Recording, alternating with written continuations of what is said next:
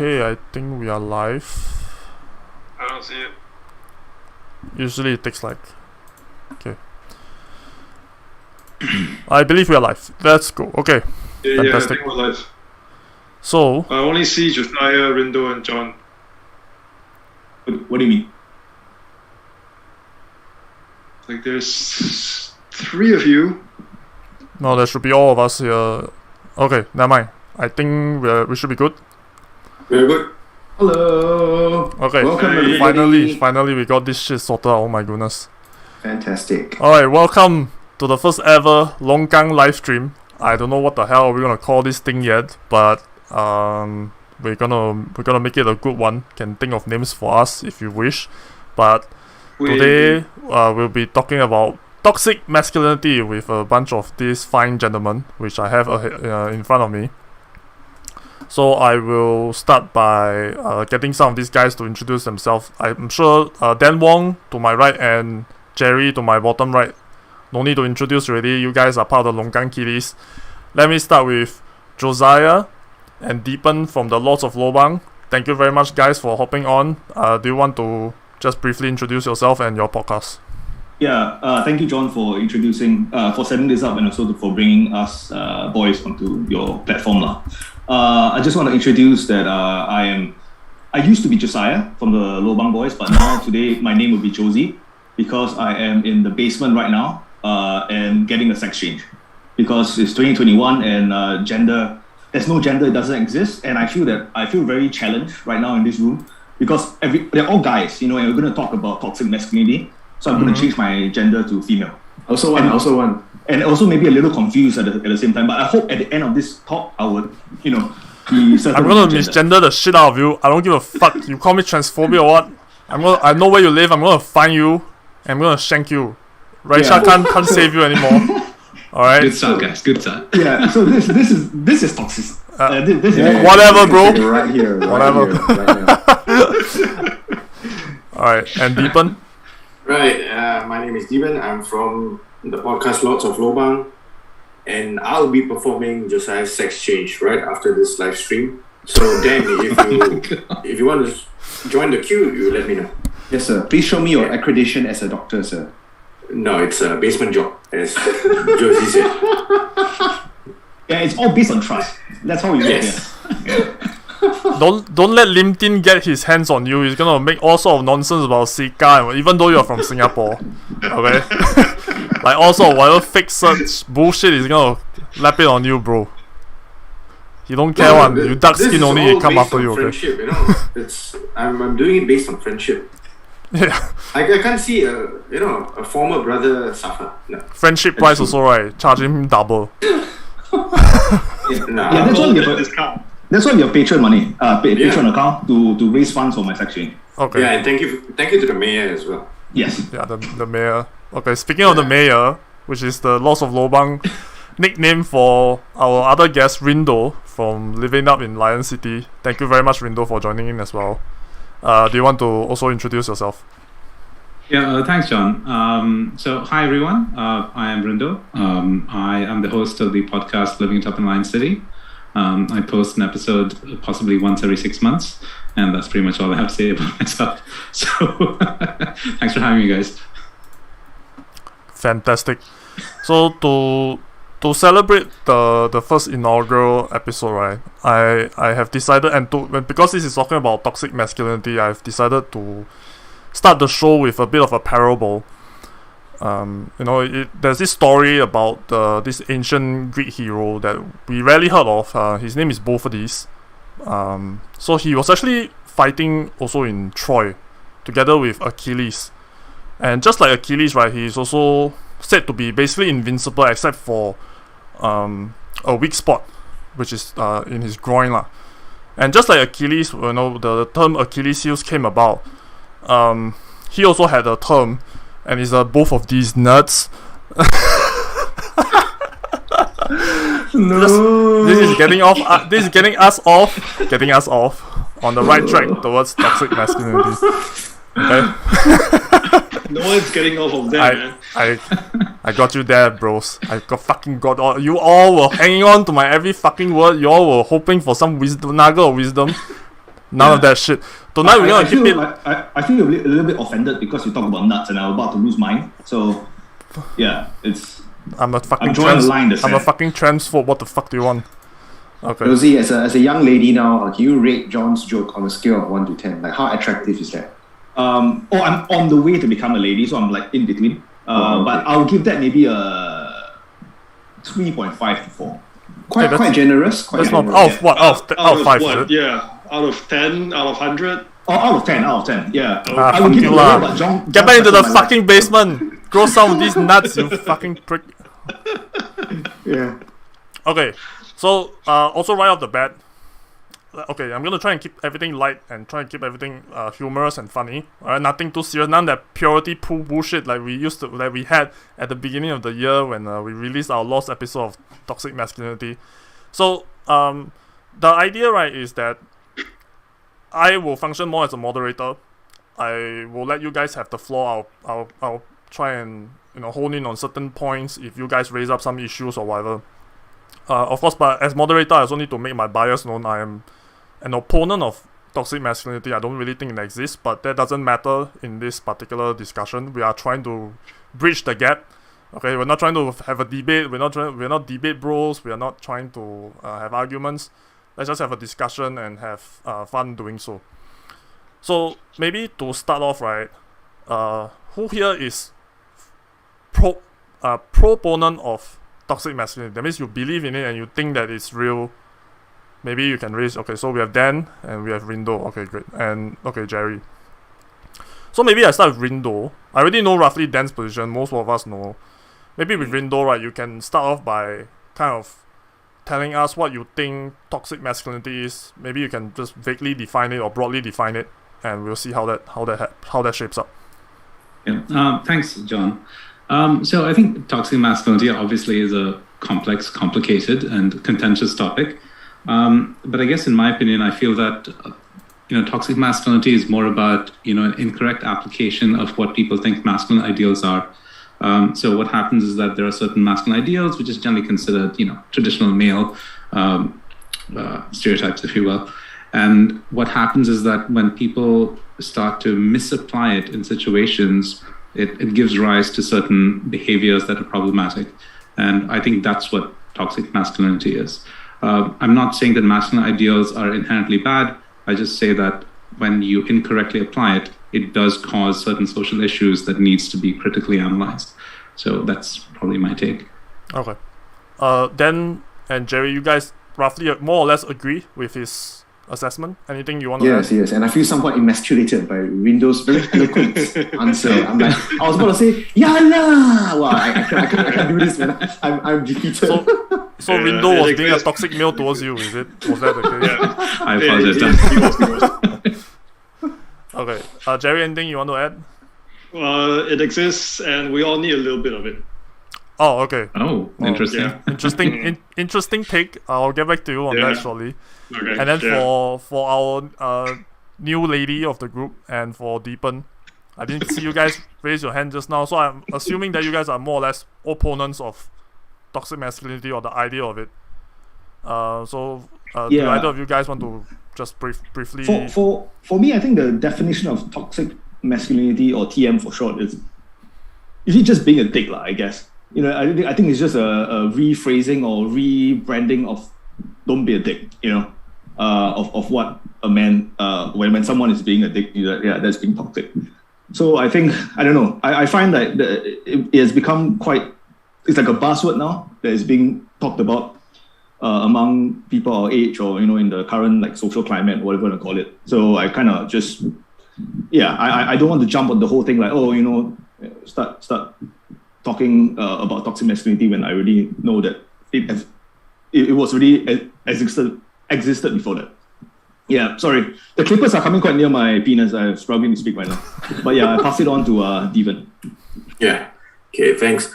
Yeah, I feel that if you use the term toxic masculinity, you can also use the same term toxic femininity, right? I think it applies for both. There are toxic people on both sides. Some people, whatever advantages you have, you will try and make use of that advantage, and eventually it will be exploited by a few. So I think it's usable on both sides. You can just call people toxic. There are a bunch of people who are toxic all around the world. Different races, different genders, whatever.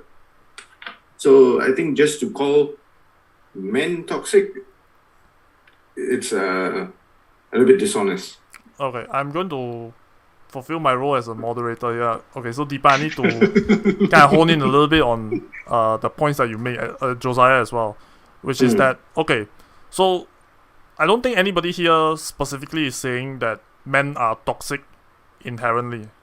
I don't think that's the point being made. The point is more about, well, we have some roles or some behavior that's associated with, let's say, masculine traits, and that some of these traits can manifest itself in what we would call dickish behavior, right? Like either you're behaving like a prick or something like that. So do you think, like, for example, such things, what does it exist? I mean, would you categorize it under the rubric of toxic masculinity if that was the case? I think masculine, like, you can't run away from like masculine behavior or feminine behavior, right? I mean, like, men and women are very different in essence, right? Our personality and our character traits even are completely different. There are very clear differences. Like most men tend to be more aggressive than most women on a general scale. And of course, if you're overly aggressive in the workplace, yeah, it becomes a problem, right? And then you can call it like toxic masculinity or don't be a dick, whatever you want to call it. But of course, that aggressiveness will come into, can be useful when, let's say, your life is being threatened or your family is being threatened and you have to defend your home, So it depends on the spectrum, where you are on the spectrum, and also the situation or the context that you find yourself in. And if that human being cannot differentiate between the when to use the certain traits at the right point in time, then I think it's not it's that person's fault, and it's not like a society at large at fault. Josiah, I do want to chip in here. I do feel like cultural milieu plays a big part in it, right? Just for context, I'm from India, a country which has a long and a rich history of misogyny. I didn't say it. The brown person said I didn't say it. Once again, hashtag not all Indian, it goes without saying, but I think there are enough incidents of that which, Rindo, which, token Indian national here, so, I can say it. But like, see, hashtag not all Indian applies. Having said this, there is, enough incidents that are happening on a regular basis that warrants, observation and critique. So, yes, of course, we can attribute, toxic masculinity to a person having an incorrect application of it or whatever. But I think, there are certain cultural environments that allow for this kind of thing. Once again, I'm not saying that this is specific to India. What I'm saying is that this is specific to everywhere except in countries like Singapore, I did want to probably make an observation here. It's like, I find it quite interesting living here in Singapore because we are generally sheltered from the general ugliness that humanity is capable of, in a lot of times, toxic masculinity supersedes, the social contract that we're supposed to follow. But I don't see it that much over here. Perhaps just like the environment that I live in. But having said this, there are certain situations where the manifestation of toxic masculinity entails fucking ultra-violence. Wait, can I swear here? Can I? Yeah. Just okay, right. Like all the transphobic remarks you want against Josiah. Yeah, but you had to draw the line at the word fuck, right? Nope. No, we do not. No, we do not. No, yeah, we do not. Good to know. But having said this, that's the thing, right? So I think every conversation about toxic masculinity for me is very much in the context of where I lived, how I lived, and for me, toxic masculinity always entails violence. So there is no situation where I can condone it. There's no situation where I can support it, regardless of the larger critique and stuff. So it's like environments somehow do encourage a certain kind of behavior among men, regardless of whether they believe in it or not. It just happens. And then you kind of just buy into it. I'll be very honest. I I grew up in a fairly conservative, patriarchal society. Not to say that these are, in isolation, bad things. It's just that when you live there for a long period of time, you somehow internalize certain ideas. It's like, yeah, we're the best. We're awesome. And so anytime that's challenged, incidents of lashing out happen. So it does play a part. So I don't think like personal attribution is the biggest issue here. I mean, okay, so if we were to draw upon like what Josie and Deepan has mentioned, right, which is that, well, you can say that there are traits that's masculine and that can manifest itself as being toxic, but if let's say we were to use violence as an example, it's not that all instances of violence are toxic. I would say I think law enforcement is a system of violence that is necessary, and we probably depend on it quite a lot. Right. I'm sure there's also instances where, I mean, if somebody's up in your face, it's gonna, like, he's touching your girlfriend's butt, like what are you gonna do, right? Even the projection of violence can sometimes be a deterrent, and I'm just wondering, is the term toxic masculinity too broad in terms of we are not taking into account the positive and negative side of each of these traits that we are just, branding as toxic just because we don't like certain aspect of it? I'm sorry. I mean, perhaps somebody else could talk about it before I. Yeah, I'll go back to the definition that Rindo gave, right? So we all have to agree on that said definition. But from what I could see from like a very lazy Google search, the definitions keep changing. And even like people who are gender studies scholar or what, like they always refer to different definitions. And there was one someone who wrote about it, Dr. Clara Harrington or something like that, or Carol Harrington.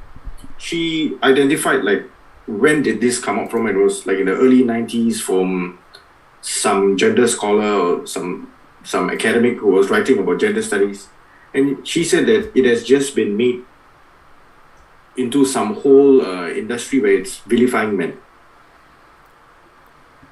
and women are now taken off like all responsibility. Like everything is men, masculinity is bad, and it was going towards that, like her critique of it lah. So from what I can see now is that a bad date could allow someone to use the term toxic masculinity.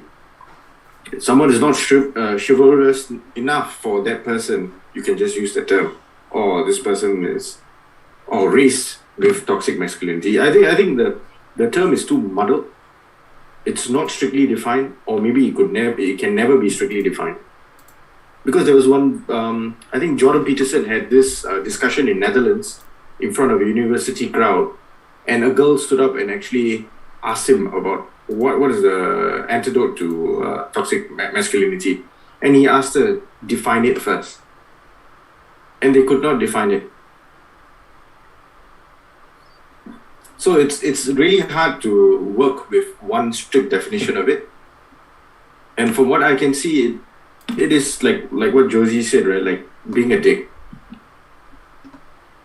So if you're being a dick, then you're a dick. Yeah. But it's also quite interesting, Rindo, that when you talk about like cultural experience and your environment, I mean, of course, I spent my whole life here in Singapore. My cultural experience is definitely shaped by the country that I live in. And also, I think more importantly is also our family. Like how we see our dads or our fathers like behave in the home, how they take care of the family, how they treat the women at home would definitely shape a lot for a kid, especially for a young guy, right? And so I think that's like, and that goes back to your point, Deeban, about what's the antidote for toxic masculinity, or if you want to call it that. Like we just need better men, better men to set a good example. I think that will be the answer to this whole thing. All right, we already have a question. Can I just add one more thing? Oh yeah. What Rindo brought up was actually very fair, like the situation in India, because there have been multiple cases where they go and interview the perpetrator's family, and you have the mother coming out and saying that he's a man, he can do whatever he wants. Oh my God, yes. Like like that is a really fair thing to say, that is that still like countries like India, certain places in the Middle East, this is really prevalent. So we can't look at it from a vacuum. In the Middle East. Yeah. Then you have marriages as well, underage marriages, where parents actually give their daughters away for cash, for wealth, for whatever. So, I mean, it's a problem, lah. But it's not something that you see in Singapore. I see. Okay, I have a question from one of our viewers. I accidentally deleted his message. I'm very, very sorry about that. But I still can see the question. If Vermo, later you can message me. I'll find a way to apologize to you. I'm really sorry. Okay, so the question was, wanted to ask Rindo. It's interesting that you mentioned toxic masculinity, but I wanted to ask if you ever felt that you had this toxic trait and you had to overcome and how did you overcome / changed it? Oh shit. Okay, so I'm not gonna lie. You're still toxic as shit.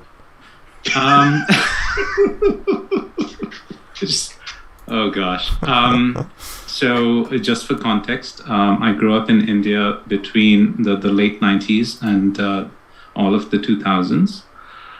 It was a different time. I do recall that back in the day, this wasn't even a conversation. Once again, this was, pre-internet times.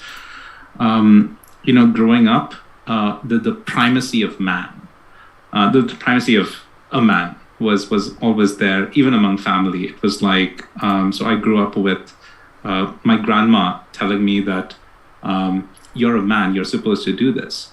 I think there was this one interesting thing that she would always used to say, and in my native tongue, which is, Pulila Penila, and to translate it would be like, no grass, no woman. So essentially it's like, if you don't have, body hair, or if you don't have like, a beard or, hair in general, you will not get a woman. And so these are things that a lot, like society is just internalized in so many ways. So I grew up just believing that, there are certain ways in which you grow up as a man.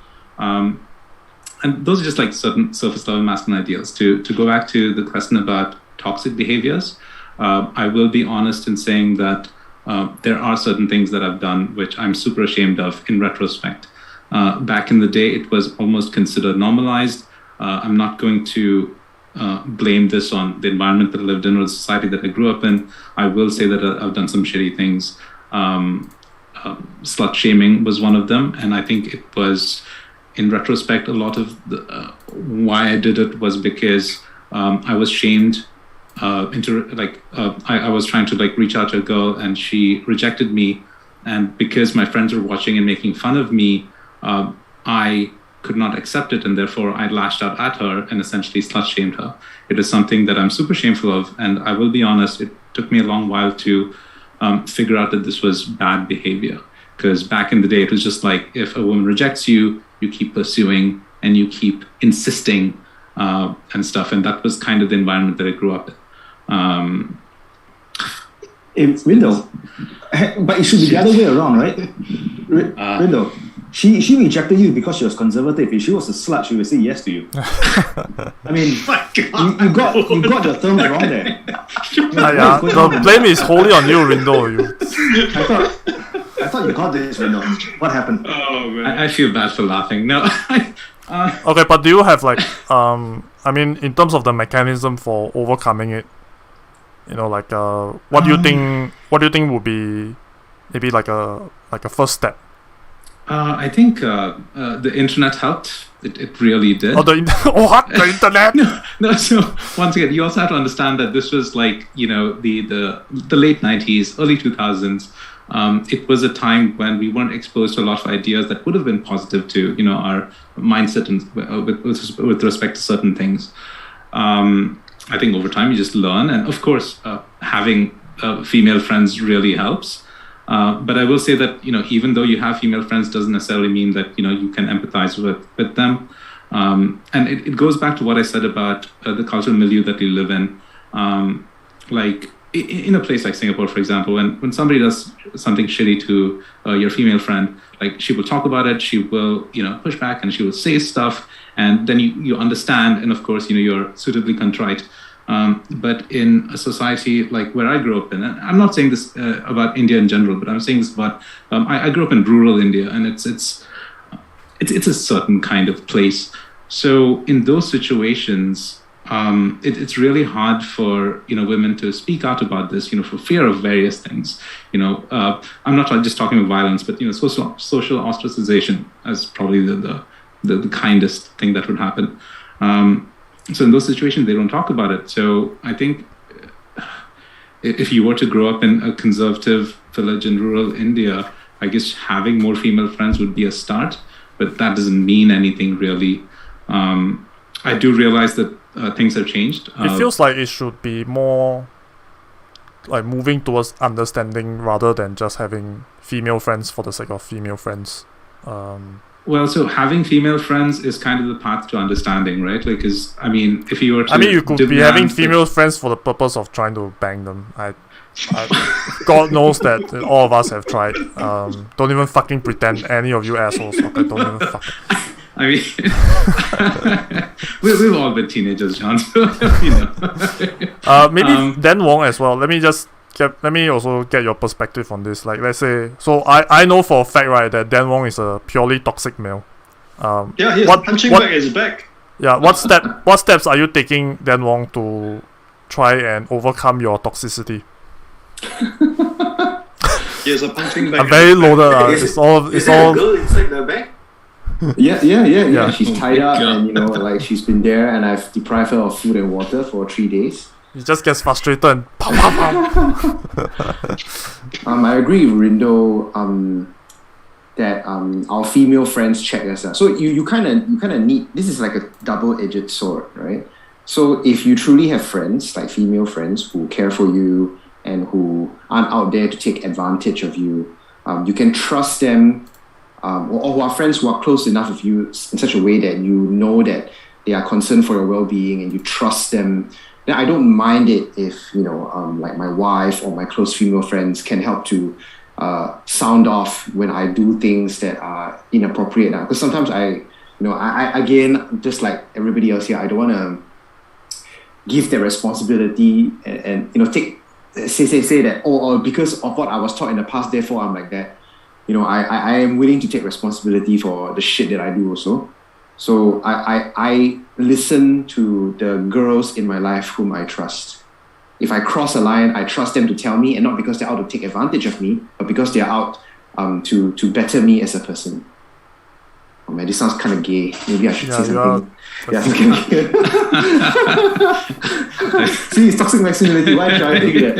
It's okay that we accept everyone here, including the gays. Okay, we have a question from the Discord. I'm gonna toss this to Jerry. Okay. Do you think toxic masculinity is nurtured or from birth? Well, it's gonna be nurtured, right? It's gonna be nurtured. I don't know, man. I'm asking you. You're the one who believes in. I can't ask the other guy, so. There is toxic masculinity for sure. There's also toxic femininity, like what Josie has said, and what Deeban has said. Sorry. The most important thing is, Rindo also mentioned that the environment plays a part in how you think and how you act. And when your peers just kind of push you to do things, you're like, okay, I do, and you may not want to do it. But for me, it's actually perhaps easier than all of you here because I have 4 older sisters, so I've been kept in check since birth. There's no there's no chance on. Don't give chance on. So from the beginning, slap your hand the moment you try to grab a TV or something. Yeah, exactly. I smack down all the time. If I've witnessed toxic femininity in the family when they're fighting over shit, okay, all the mood swings and all the period drama, real period drama with red stains and shit. That sounds kind of toxic right there. Is that toxic though? It's like real biohazard toxic, okay? So yeah, is it nurtured from birth? Or is it from birth? I think it's nurtured for sure. Because my dad is pretty passive in terms of he's non-violent. He's very passive. He knows how to take care of himself. Obviously, he's a he's a hawker. He sells roast meats. So he's pretty handy for a big chopper. So people tend to not be getting in his way. But other than that, he's pretty much a gentle giant. He's never beaten any of us. He has never raised his hand, and pretty much I think all along when I was disciplined by my parents, it was my mom. My mom would just beat the shit out of me every time I'm naughty. Yeah, so yeah, it's definitely nurtured. But I'm just lucky. I'm in a good environment. As in, from a very young age, I understand that I need to respect my sisters, even though they give in to me quite a lot because I'm the youngest. Like I guess in an Asian family, the boys always kind of take priority, but at the same time, they also kind of make me understand that, hey, shouldn't do this, shouldn't do that. So yeah. For the Lobang boys, do you want to address the question in any way at all? I mean, I don't know if you guys. I mean, the question presupposes toxic masculinity. So then, if you are against toxic masculinity, by right, you should just say no. Fuck it. That question is bullshit. But everything is nurtured, right? I mean, what question is that? Like, no one is born good, no one is born bad. The only reason why you are where you are is because of your family and environment, 100%. Like, there's no like inner goodness and like inner badness, inner evil, whatever shit. Like, the only reason why I'm sitting here is because of my parents and the way they brought me up. So it's definitely 100% nurtured. Okay. And yeah, I would support that as well. Okay. Okay, I'm gonna kind of move on a bit to the next talking point. I'm gonna start with the Lords of the Lobang boys again. What do you wish that the so-called the other side, right? The in your case, the proponents of toxic masculinity, what do you wish they knew about your position? Like, what is it that you wish to convey? Whenever you meet into a conflict like this, if any.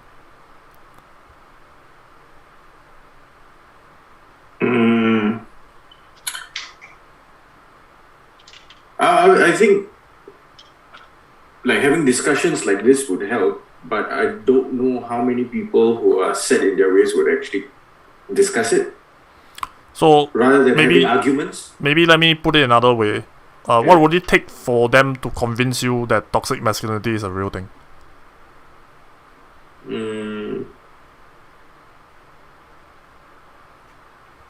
I think it would be very hard because of my position.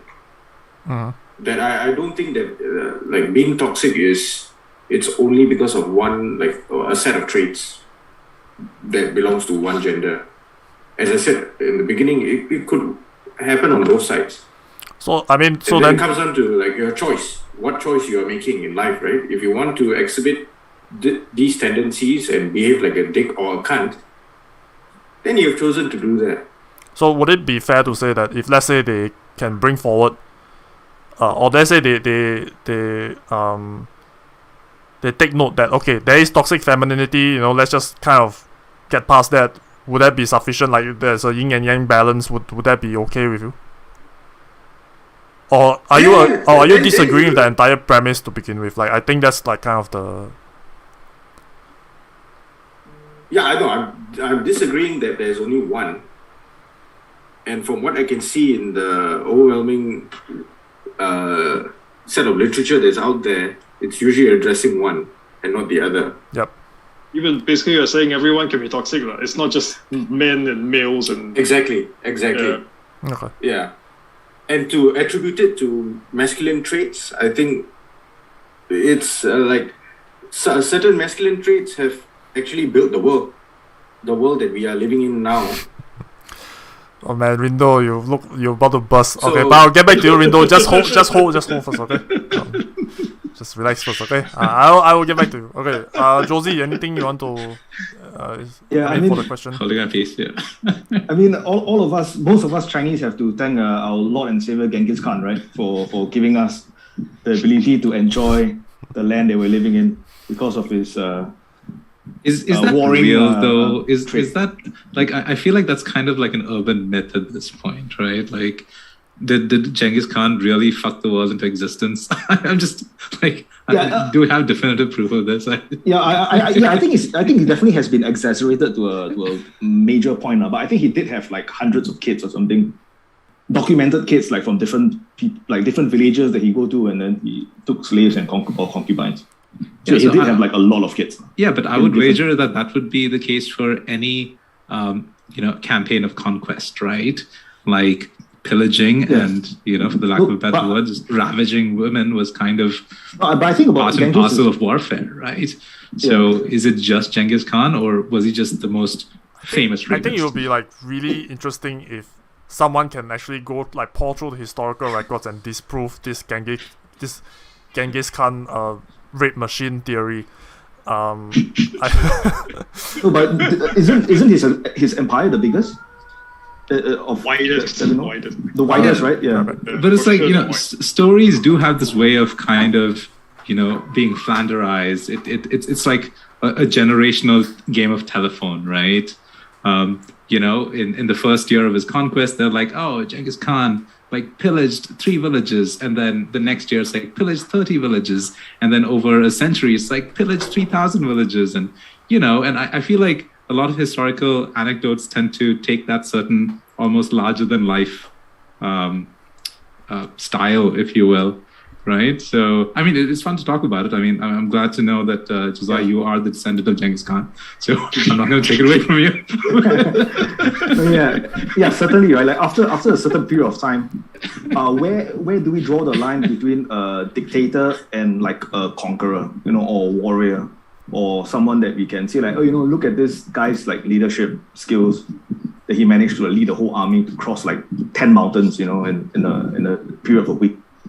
How many years does he have to pass before? Which is and that's fair. That's fair. Like I think conquest of any territory back in the day was an insurmountable task, and those who actually get to do it tend to be written in history books, and that's fair.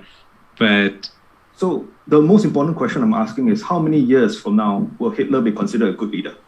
Oh, if it's in India right now, no need years. I know John, this I'm because so glad that you brought that up.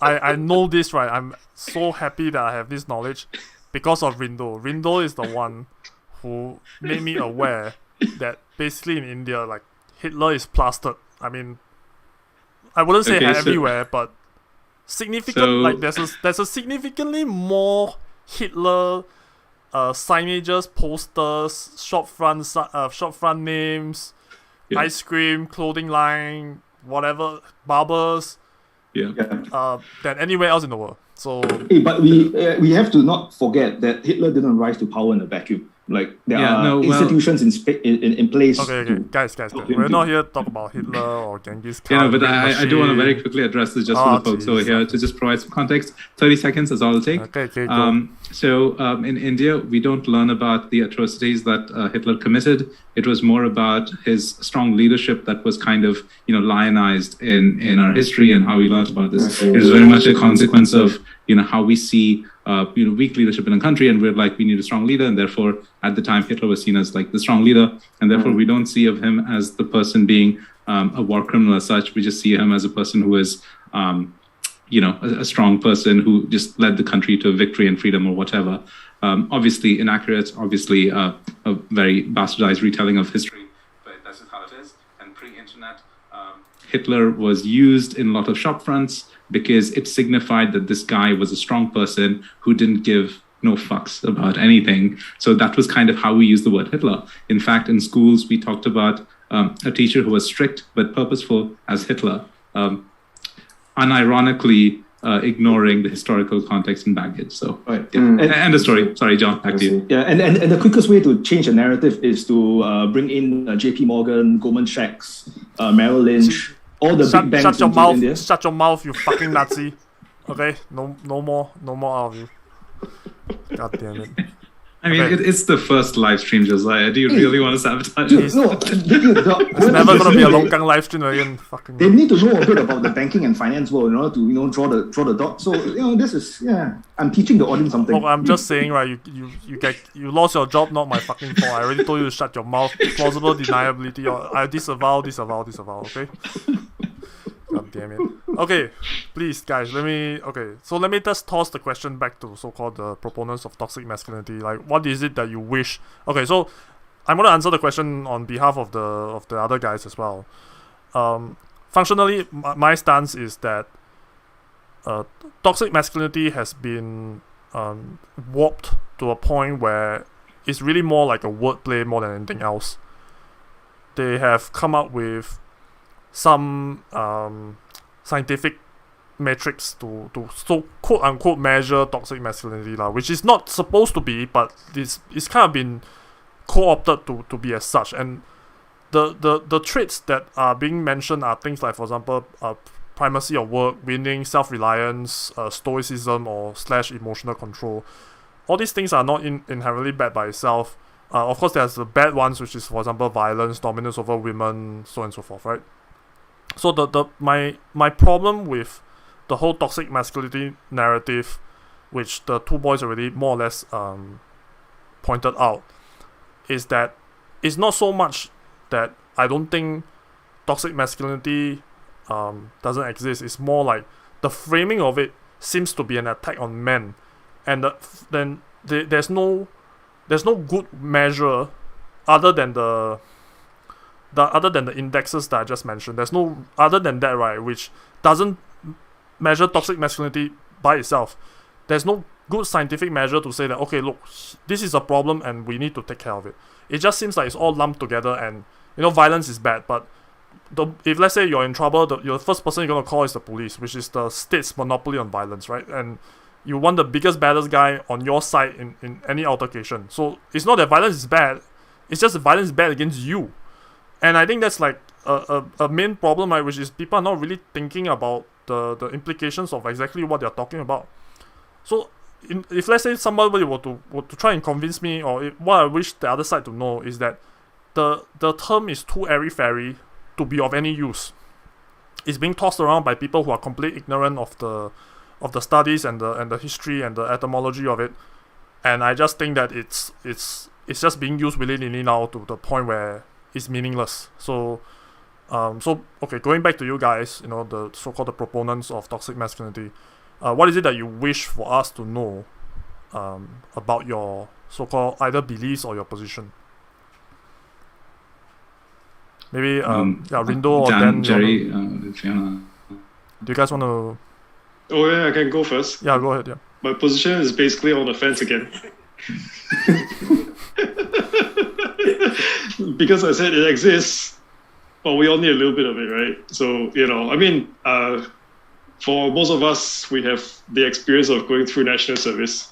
And do you think you will have met the passing time or the silver timing if there was no toxic masculinity, right? If no one is there shouting at you, fucking hell, my grandmother can run faster than you. Do you think you have that?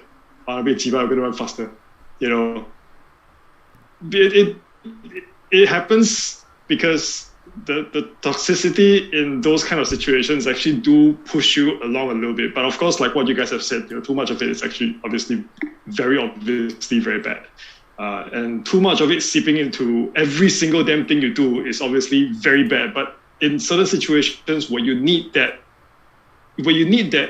extra toxicity to trigger some things to give you the adrenaline surge, then it is actually something that's needed. I think toxicity is something that's needed in life, but not a whole lot of it to the point where obviously you trigger mental health issues and so on. Because, another example, when I was in university, we had so many projects due at the same time. Multiple students, including myself, were going on 50 hours with 6 hours of sleep. And it's 3 hours separated into 2 days. And then you're just dozing off every chance you have because you just need to finish your work. And then there's people who are saying that, no, that's toxic behavior. No, fuck you. I need to finish my work. If I don't finish my work, I'm going to waste all my money and all my time attending the school. I'm not going to get the grades I want, and I'm going to disappoint people, so I have to get it done. And yeah, it's just, you need a little bit of it. That's all I'm saying. Okay. I do feel like, I think Singaporeans are probably in an interesting situation, right? Because there's obviously a national service, which is, shit. Just say it. Just say it. It's okay. A 2-year commitment. We can't hear you through the screen. The 2-year waste of time. No, because I've never been through it. I've only heard like third-hand stories of it, so I'm in no position to talk about any sort of conviction.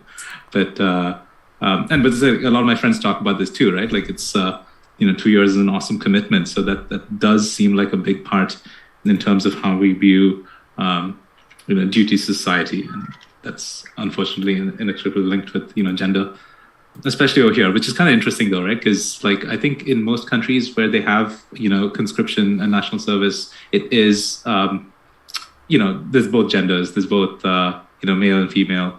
So is there any other country which has only male conscription? I guess. I think South Korea is. Oh, is it? Oh, okay. Yeah, South Korea is one. Israel is too. Yeah. So I think that was the example that came to mind first. So like in South Korea, do they have similar conversations where it's like, women are not doing their part? They probably do, but I just can't understand them because there's no subtitles. No, I think they just smack them across the face and tell them to get back into the Yeah.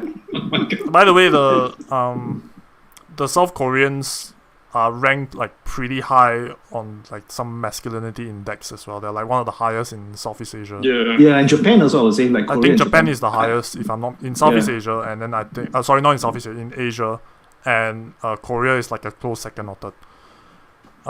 Yeah. So Like in terms of negative manifestation of no, it's just like masculinity, purely masculine traits. Like Right. Like very paternalistic society. Right. Like I have students from Korea who say they really prefer being here because they feel like they're being treated equally, whereas back home they will be, if males of equal qualifications are also in the picture. Yeah, and also they have this top-down society, right, culture, and especially in the film industry as well.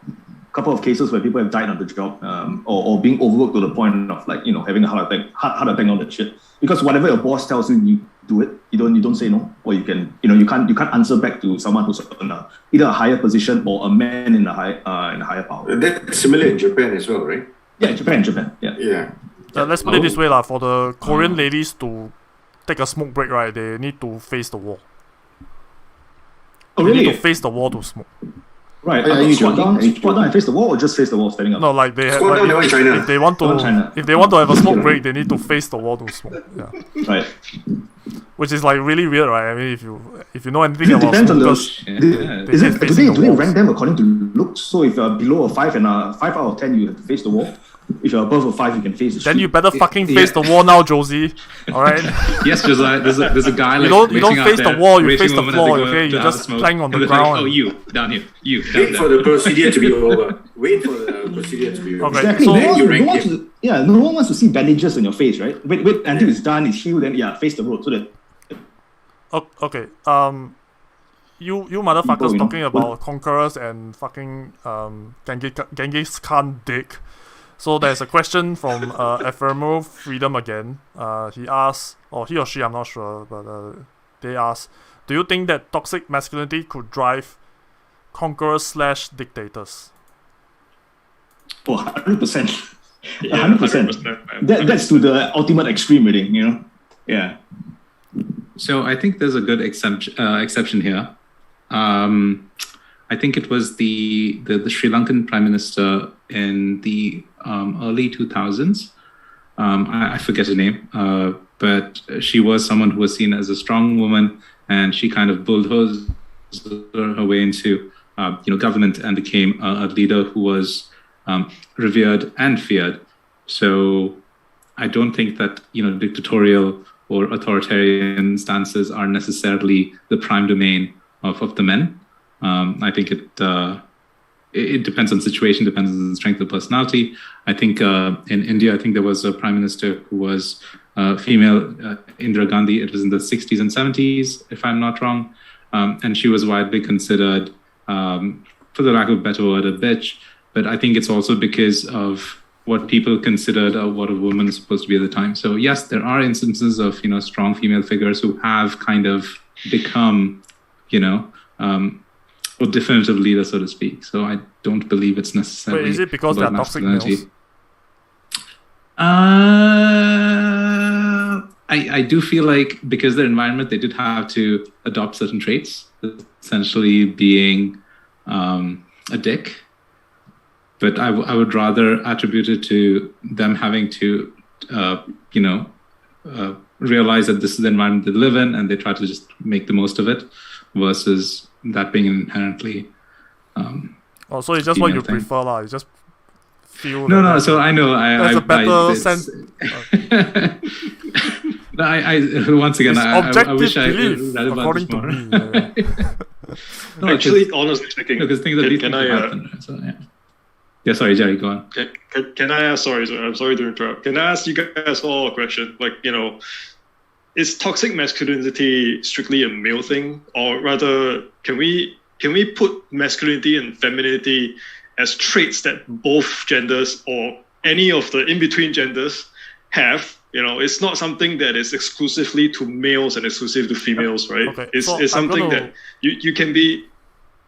Yeah, I'm gonna frame the question a little bit so that I think it'll be a more interesting conversation. So I think we try to narrow it down to like what I mentioned earlier, which is, let's say we take the more negative aspect of the conformity to masculine norms index, which is, let's say, violence, power over women, disdain for homosexuality, things like that. So we just explore the negative aspects of those traits, whether is it among men or women.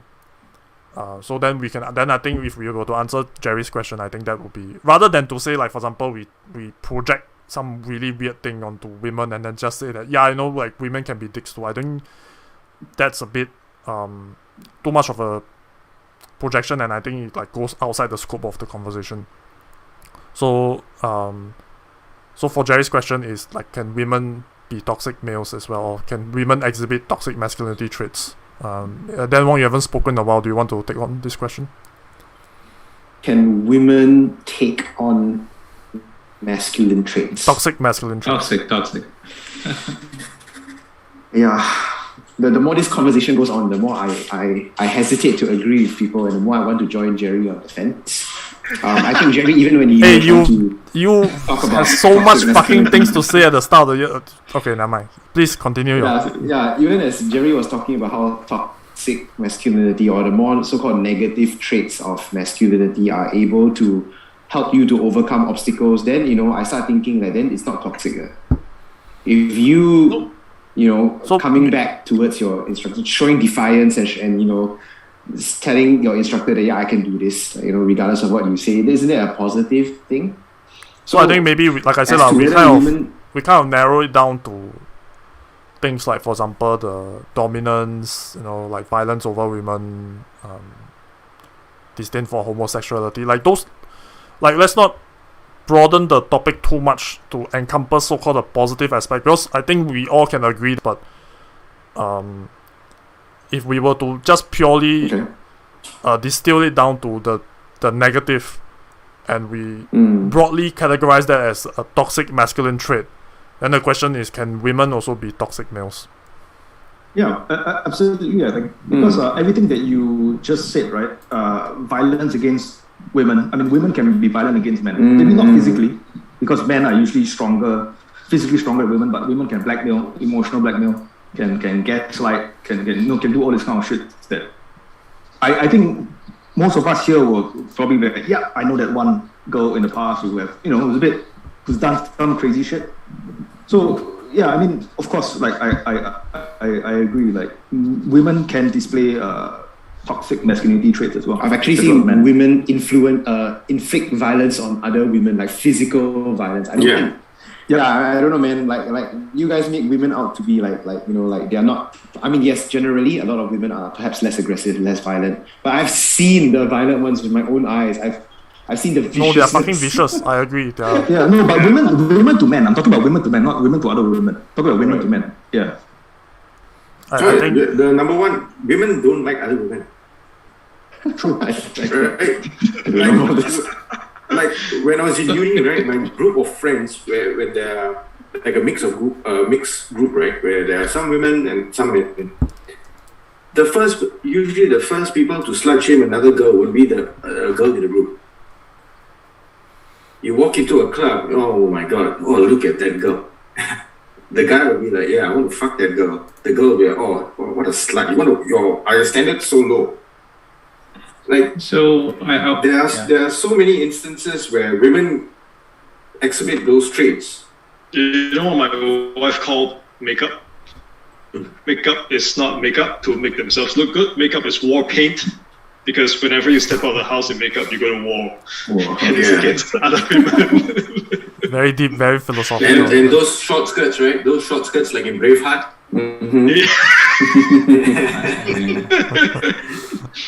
I do want to. So I think on principle, I will say that yes, women can exhibit certain toxic traits that are generally attributed to males. But I will also say that I think there is a larger construct of women subscribing to an environment that encourages toxic masculinity. So I think that would be a larger one than, let's say, women exhibiting toxic masculine traits, right? So if I were to just maybe simplify this, it's like a woman subscribing to the belief that, yes, a man's place in society is higher, and therefore any woman who were to challenge that is wrong. Right, but I don't think it's necessarily a female thing. It's more about a societal hierarchy thing. Like an example close to home, perhaps, is growing up in the conservative family. The women in the house are like, no, don't challenge this person because he's the man of the house. Challenge the daughters, challenge the wives. So it's not necessarily about them exhibiting toxic male behaviors. It's about them enabling it. So perhaps if we could separate that. I'm not sure if I got that. Yeah. I have a different perspective from a Singaporean Indian family. Right? Like a couple of generations, like third generation Singaporean, right? So you have, I think it's fair that the point that Rindo brought up, but it's also, there's another side, right? Where there are women in the family who are actually running the family and making loads of decisions, and then they just want to project that their husband or whoever the man of the house is actually doing it, but behind the scenes they are the ones who are controlling everything. And when, in some households where the majority of them are women, like what Jerry said earlier on, right? Like you can see like how things are happening, like the manipulation is it's happening right in front of your eyes. And then, okay. So the bad aspects would be attributed to the man of the house, like whatever bad consequences from whatever actions that have been discussed. And then the good aspects would be attributed or would be claimed by the females of the house. I've seen that also in Indian families in Singapore. I've heard quite a number of people share their experiences as well, but all anecdotal, right? So I was not there to see. I'm not there to verify, but it's similar to your story as well. Right. Okay. Just the opposite. I think kind of the larger point to counter Rindo's original point that there is like larger external forces at work to influence women in a certain direction, and I think the issue I have with that line of argument is that it kind of like simplifies everything into, well, you're either an influencer or you're influenced. It's like the kind of Marxian theory, like you're either the oppressor or you're the oppressed, right? And I think real life is often like far more complicated. So going back to, for example, Deepan's example, where someone could just appear to be a certain way, but actually the puppet master that's pulling the strings from behind the scenes, and we would never know.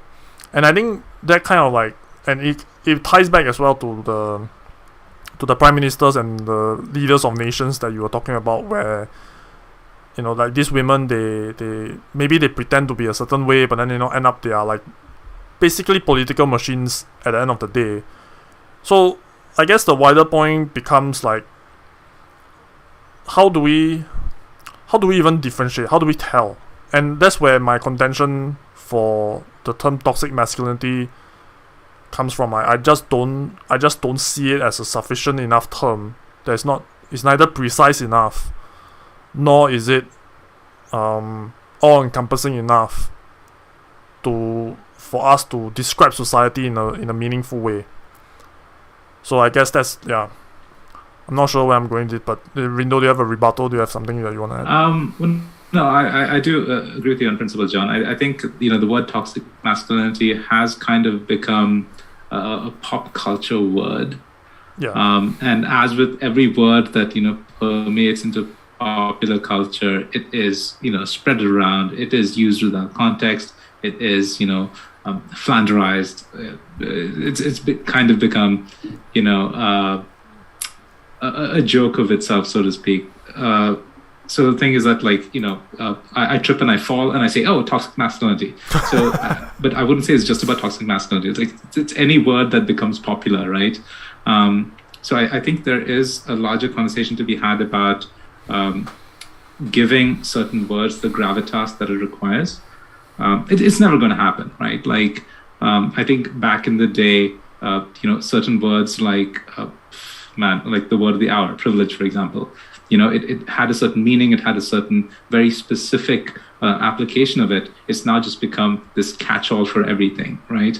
So I feel like toxic masculinity has also become like that. It's not to say that toxic masculinity is cheapened because of this, pervasive usage. It's just because people are just randomly using it. And I think that's just the nature of the world we live in, right?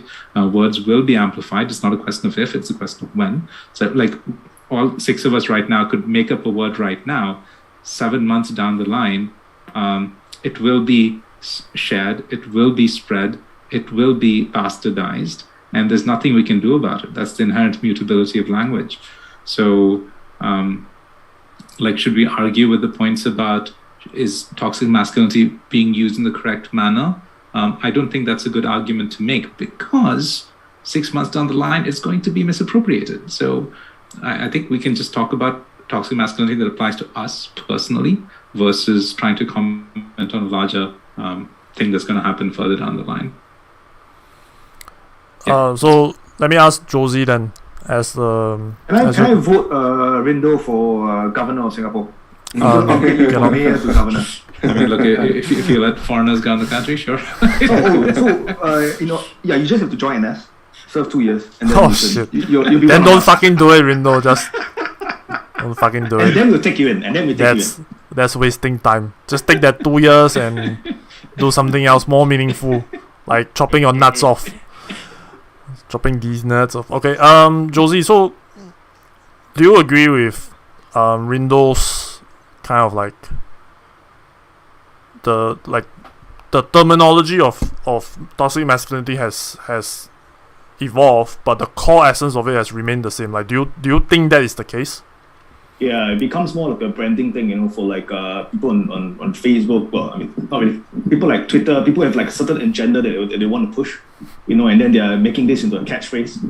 Like what Rindo said, the whole privilege thing as well has been chalked up to, if you're a man, you're privileged, right? Okay, what does that mean? If you're a certain race, you're immediately granted that privilege among other people of a different race. And it's very easy to just lump. But I think the main problem is that everyone has a different definition of what toxic masculinity is. And so when someone just shout that word, we all bring different thoughts and ideas and different experiences into that word. And it causes that person to view that subject differently.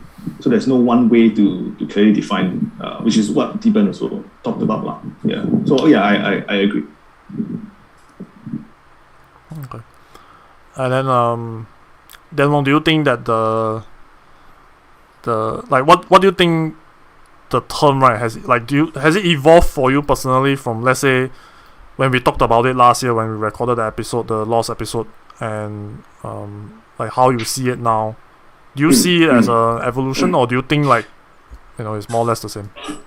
Well, definitely it's changed. Much has changed after meeting you, John Wang. You know why or not? Okay, because I seldom, I'm quite a busy person. I don't really have time to trawl the internet for all the various things that are happening, all the comings and goings on the internet. But John brought to my attention this existence of this American liberal left that I never knew existed back then, when I first met John. the more it's bad, guys. Like the more you do research on this, right, the more you be sucked into this crazy world of America, where the people on the right stray very right and the people on the left stray very left, and each of them have their own tactics of using words and using language to manipulate their target audience. So the more I look into that, right, the more I understood where John Wang was coming from. What the fuck are you talking about? Sorry? Who is it? Who is this joker that you're talking about? What are you talking about? You might as well give out names. You say I introduced you to something. You say I introduced you to something and then to the liberal left and Yeah. extreme left in America. in like broadly speaking, is it? Yeah. Oh, okay. I thought you were going to give an example. So Okay. Oh, I thought you. Sorry, Okay. I thought you were talking about like one specific. Okay, sorry. So Okay. Yeah. so I've introduced you to the insanity of the extreme left and the insanity of the extreme right. Well, the insanity of the extreme right, maybe I'm a little bit more familiar with. But now that I can see like how well, for lack of a better word, toxic both sides can be, right? Like now I'm really going to join Jerry on the fence regarding this matter. But it happens also as we get older, right? I mean, we get pushed. We only to the need center one the fence. older We don't we need get. both. We don't need both. No, I'm going to build a beautiful you- fence. I'm going to paint pictures on Since mine. Jerry is the original fence, I'll kick you off the LongKangKitties instead. Then you fucking prick. So then, previously when you guys talked about toxic masculinity, it was a year ago, was it? No, it was last more than a year. year ago. Yeah, More than a year ago. easily, So- easily 2 years ago. I see. Yeah. So how is your view changed from 2 years ago to now?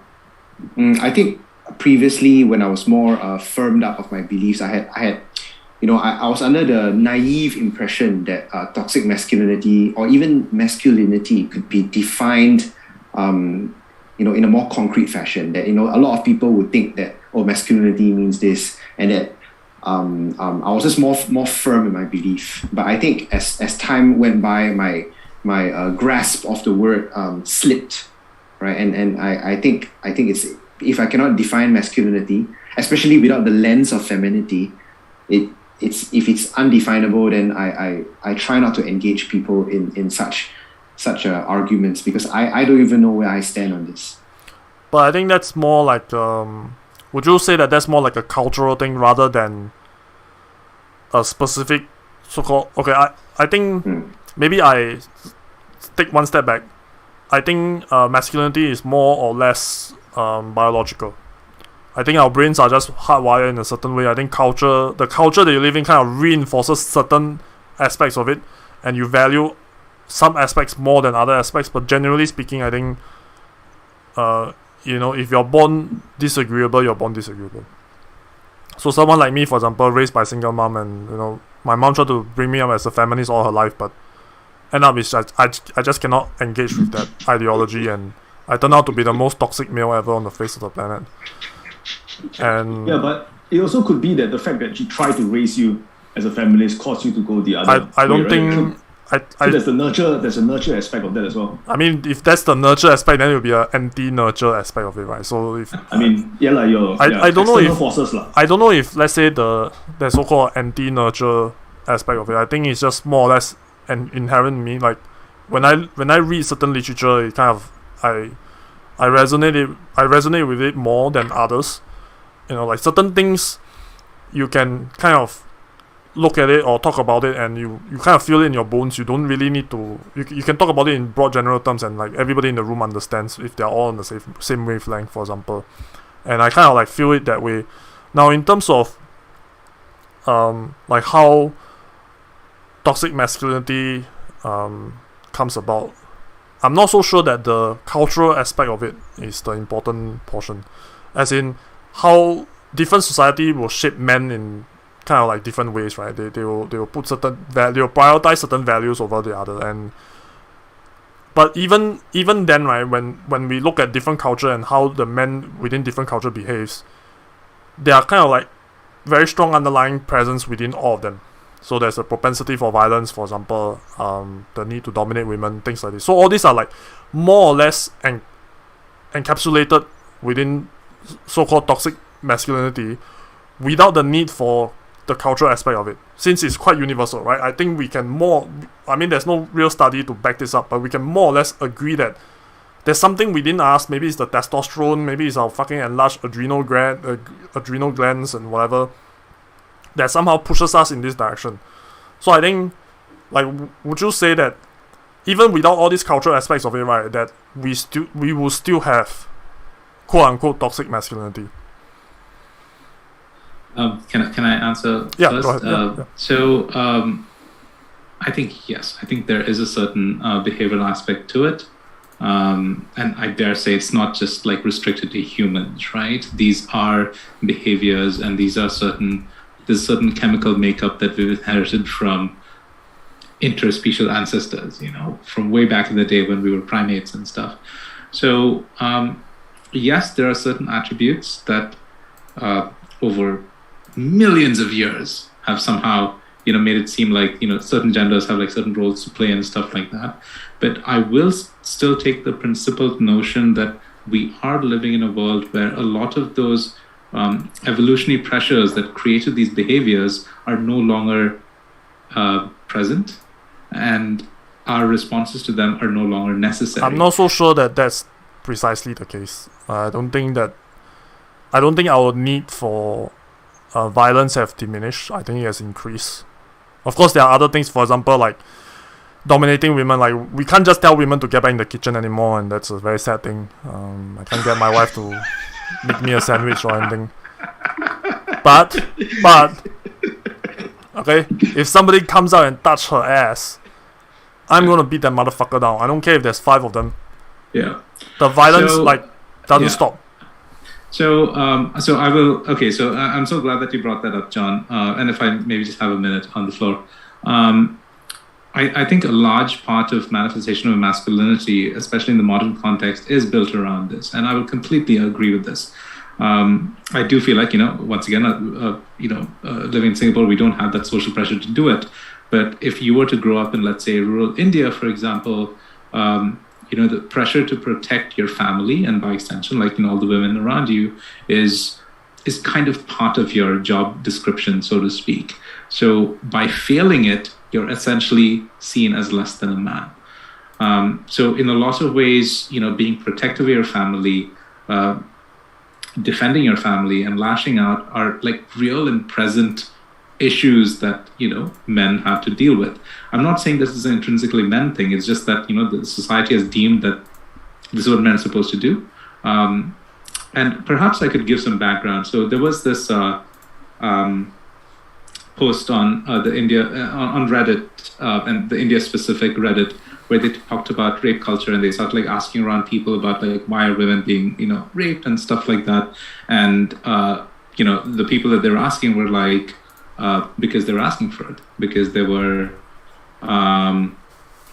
wearing clothes that are revealing skin, because they were smoking or drinking and stuff. So essentially it's like, if they were to see someone who is seen to be violating a certain social contract, there will be people who will try to take advantage of it. And because you're in an environment where as a man you're supposed to counter that, you have to do it, So to go back to your example, John, like if, let's say, someone were to assault your wife, for example, it is well within, your capabilities to beat the fucking shit out of them, right? Because that's what we do to protect our family. Now, is it because you want to do it, or is it because society forces you to do it? I think that's the thing that I probably want to get into. Society is not forcing me to do it. It's bunch of guys. What I'm saying is that these are masculine traits in a way, but these are also traits of your family's being threatened. You will fuck anyone. So I think kind of the wider point that I'm trying to make, right, is that you can kind of chalk up a bunch of them, so-called quote unquote toxic masculine traits, as biological rather than cultural, because a lot of these traits transcends culture, right? And I think that's kind of like the oh, okay, by the way, Lydia is here. Hi, Lydia. And okay, so hello, hi. Our beautiful co-host Dan's wife, Lydia. Once she get her things set up, then we'll talk to her. But I think my larger point is that since all of this is biological according to me, I'm not so sure that like culturally when we talk about toxic masculinity we need to be when we talk about it culturally, we should be even more precise and we should be even more clear about what exactly are we talking about. And sometimes it could be just unavoidable. I guess that's my larger point. I get what you're saying in terms of like, there are guys who exhibit all these toxic male traits and then after that in the end they kind of like blame the wider society or they blame something else, right? I think that's an inherent thing. I think all everybody when confronted on the spot, the first thing they will do is to make defenses about it. Yeah, absolutely. It's something else, right? It's because you wear a short skirt or whatever. No, you're just a horny motherfucker. Like, just get that. Let's just get that fucking clear, right? But you're horny motherfucker because you're a guy. You're a dude. Maybe you got a high libido, and guys are just wired in that way. And I think we cannot have an honest conversation about toxic masculinity without having an honest conversation about the kind of the biological imperative that guys have towards certain type of behaviors. So, and we can kind of keep defaulting and say that society make us do this or do that, but I don't agree with that. I think everything kind of like starts with a choice. You made a choice to grab my wife's ass. I'm gonna make the choice to fuck you up. It's not about toxicity, it's not about whatever. It's about this guy is being a dick and I need to protect. I guess that's the wider point. Yeah. Sorry for coming in so abruptly. Hi, Lydia. Yep. I just walked into a room full of men talking about themselves.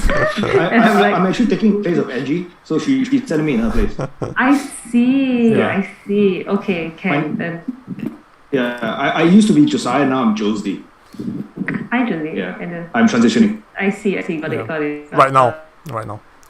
Cool. So this is another one of female I don't know. I have nothing to contribute except for whatever John said. Yeah, go be nice. Okay. John is basically advocating a form of like, what's the word? Biological essentialism. Like I am a biological essentialist. Okay, there you go. There you have it, straight from the horse's mouth. But that's very consistent with your views, John. Yeah, I believe I'm very consistent in that way, and I mean, go ahead. Oh, sorry. Yeah, I mean, since we're on the topic of, if you've got to talk about toxic masculinity, you also got to talk about what does it mean to be a man, right? In 21st century. Previously it was to like hunt, to gather, to build a fence around your fucking heart. But in the 21st century, what does it actually mean to be a man, and what are the traits necessary to be a man, and whether are they good or bad? Can you build your own PC? But I can pay someone to build it for me. I can pay another man to build it for me. Okay. So because I think it goes back to Rindo. You were saying something about your grandmother. So your grandmother used to tell you like in order to be a man you need to have hair in your chest. Grow hair, grow grass. Yeah, right. So. Yeah, but I can see you take a word to heart though, because you have hair in your chest. I mean that's more genetic than it is intentional. So yeah. Yes, Grandma, I finally did it. But going back to genetics, let's go. Okay. No, I'm just pulling your leg. Okay, I do have a question from our Discord. It's from Natalie, my Discord moderator. So she asked, gentlemen and pretty Josie, and I guess now Lydia, if the men of the future are to be better and move away from bad behavior, aka toxic masculinity, what is the one thing that you were taught growing up that you feel should no longer be taught to young boys today and in the future? Maybe I'll start with anybody wants to take on this quick question first? Like, maybe Lydia, do you have something you want to like? Let me think. What's the first thing men should learn? I think. Or what's the first thing that we should do away? I think the question, what is the one thing that you were taught growing up that you feel should no longer be taught to young boys and today and in the future? I think it's just about equal responsibility in the house, just to sort of like bear the same amount of weight. Dan Wong. Dan actually is one of those who he really steps up, and I take it for granted to a certain extent, because when I visit other people's houses, I actually see how a lot of the men in the house, not to say that they don't contribute, they do, obviously, they work and all that. But you can see that when they enter the house, like the household affairs, they just completely shut off, and the roles are divided very, very, very clearly. There is no sharing of roles. So I think it's about sharing of roles for sure. I think I was discussing with Dan earlier today about how in my house, just because of obviously the way my mother's, her perspective of things. So there's me and my sister, and I have a younger brother. So now that I'm married to Dan, if Dan comes over, Dan will never be expected to, set the table or help wash the dishes or help carry the food out to the dining table. But if my brother married his girlfriend, I'm very sure the girlfriend will be expected to do that. But Dan is not, even though Dan is part of the family. So it's just.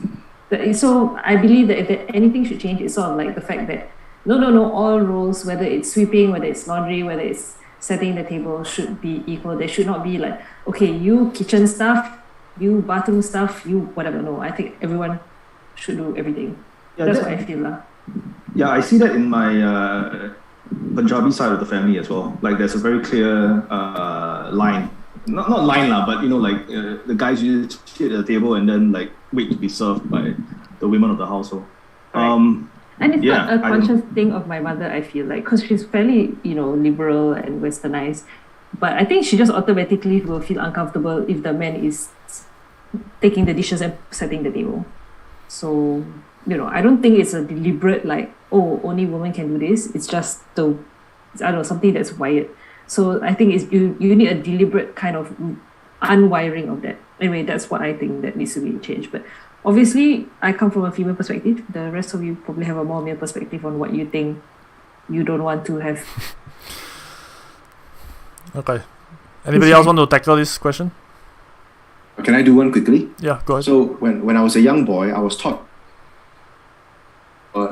channel 8, on all those television shows that if you chase a girl hard enough, if you put in enough effort, you give her a fuck ton of things, and you sacrifice yourself in many ways for her, like you have the right to demand her love.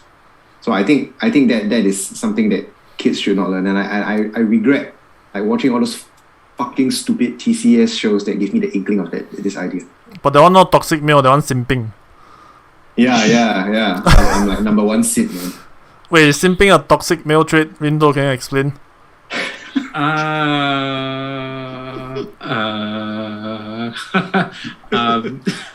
I'd say no because it doesn't entail violence. So I think that's my. It's a different kind of violence, right? It could turn violent. Yeah, it could. It could, but like generally, no, because I think it goes back to what I said earlier about like what toxic masculinity is, right? Like, I'm not gonna lie.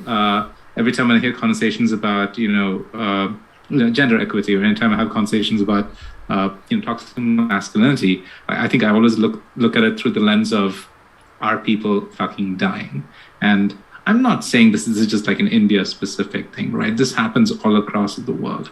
A lot of my friends who are foreigners, who are women, they're often baffled by living here in Singapore because they're like, wait, we don't have to look behind our backs every time walking down the street 3 o'clock in the morning, because that is just a real and present reality for all of them all the time, everywhere.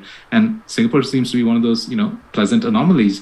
So it's really hard to, take toxic masculinity in the Singapore context in that sense, because I'm like, okay, people aren't dying, therefore it's all right.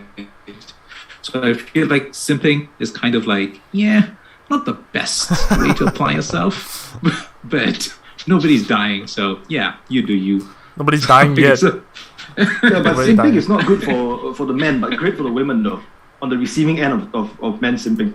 So I mean, once again, no loss of lives, no skin. Loss of income. This is not related to anything much so far, but I'm just saying that I've got some of Belle Delphine's bathwater. If you guys want to have a little sip, just let me know. Oh shit! Wait, who's that? Who's Belle? What? Belle Delphine. Don't lie, you know who Belle Delphine is. The fact that you asked the question means that you know it, John. Oh wait, I think I recognize faces better than names, so you got to send a picture. Can. Okay, I should mean, retire. Dan, I have to ask, like, are you joking or do you really have it? 'Cause- I'm joking. Okay, right. If I spend that much money, I wouldn't forgive my Not Chinese gonna lie, man wouldn't forgive myself.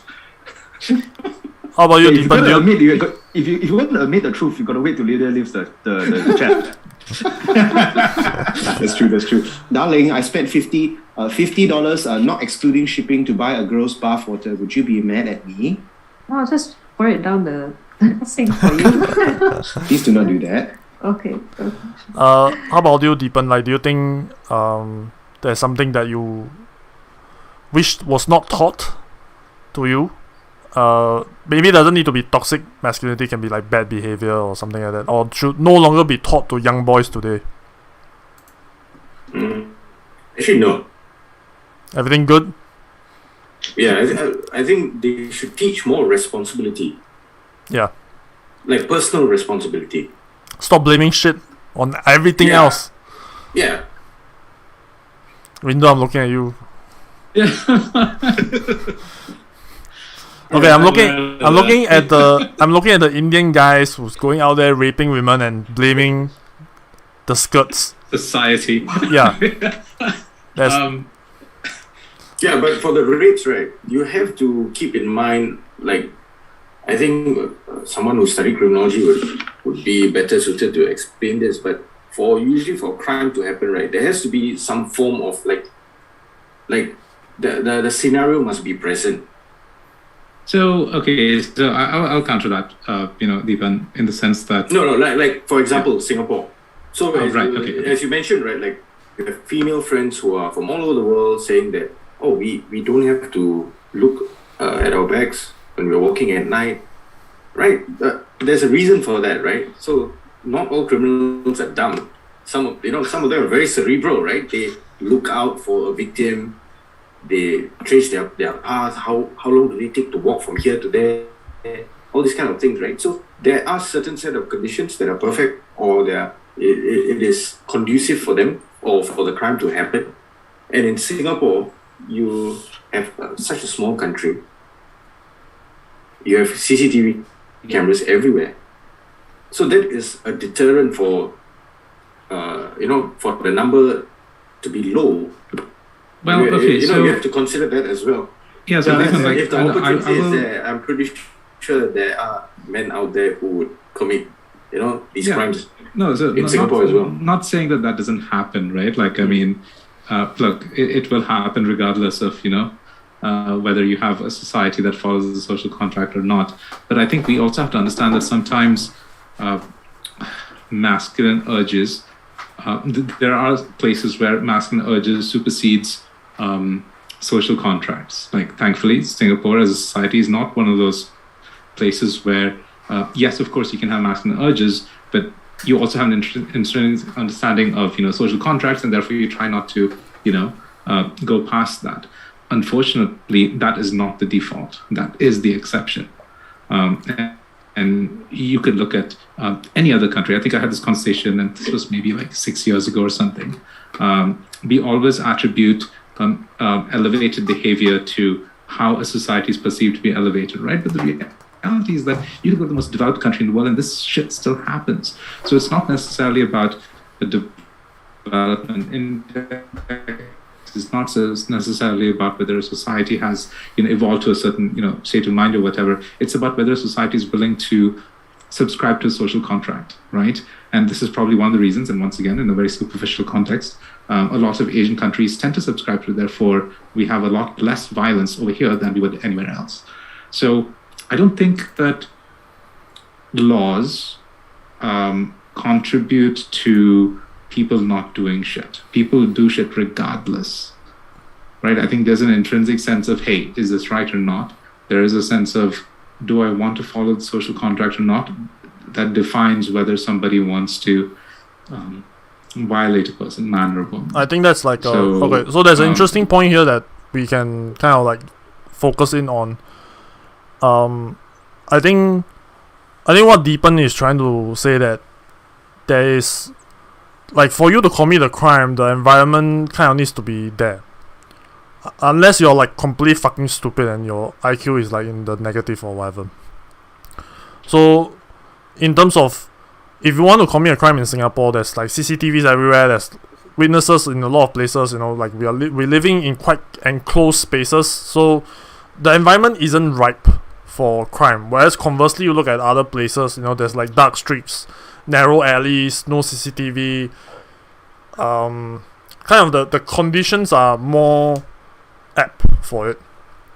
And I'm just wondering if okay, so there's kind of like two ways to look at it, right? If you're saying that like all this is biological urges, then I will say that toxic masculinity stems from a more kind of like biological place, and that culturally we need to kind of stamp it out by eliminating the environment around it. Or you can say no, toxic masculinity is a cultural thing, and then we as society need to tell men stop raping women, and then they'll magically stop raping women. Like, okay, so you can see my bias, where does it lie, right? But this is an interesting question, I think, that we should further explore.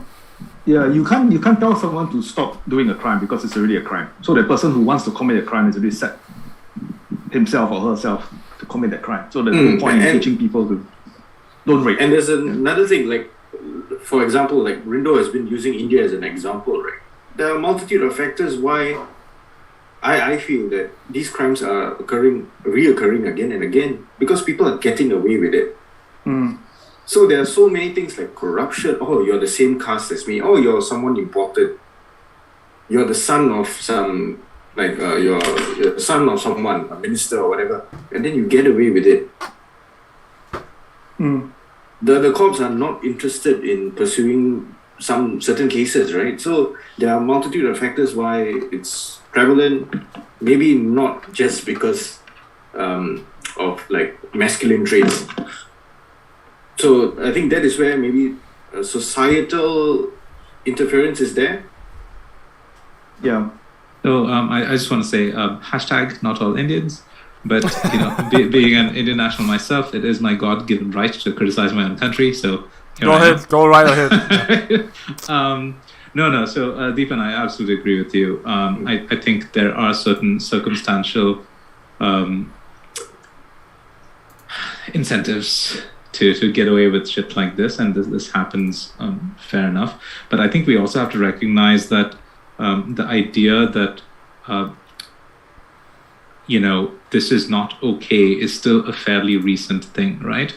Not defending it, just saying that this is something that is still fairly recent in common discourse, at least in India. I can't speak for any other country that I have not lived in. I would say that it's usually never okay when it happens to your family or someone you know. Yeah, okay, that's fair. But at the same time, like, we don't really think about like whether this is okay, as a society, right?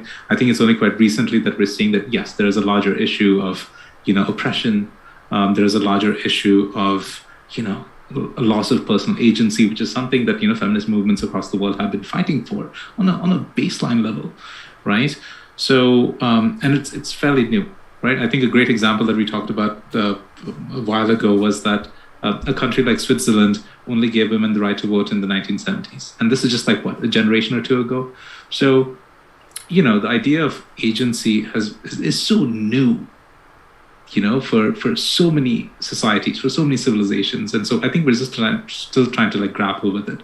Like, some countries and some societies are ahead of the curve, and most are not. And I think that's the kind of thing that we're dealing with right now.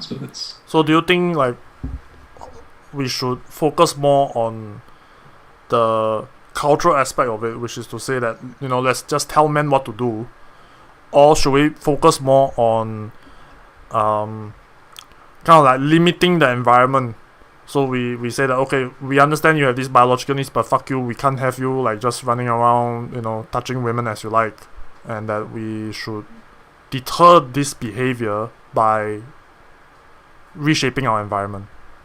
In Singapore, see, I think the difference here is that, like what Deepan said, in India, you can get away with it, but it's harder to get away with it with this kind of actions here in Singapore, because the level of corruption, it's way lower than in our neighboring countries, and so if whenever something like this happens, usually if you go to the cops, they're going to pursue it, they're going to investigate. There's going to be due process and justice, basically. So I think the whole thing of like, hey, let's teach men not to rape, I think kind of don't really hold that much water here in a Singapore context. Maybe teach men to be responsible, teach men to be better communicators, teach men that it's okay to show emotions. I think this is more relevant in Singapore context rather than, hey, rape is wrong, don't rape. Because we all know that, right? You get 20 strokes of a cane and you get 20 years in prison. Wait, what, 20 strokes? Yeah, I think up to 20 24, I strokes. think. 24. 24 is the highest. Just add 4 more. What does it matter? When you get 20, just add 4. Well, I But mean, only till you're 50, I think. Past 50, if you committed a crime past 50, you're not eligible to be caned.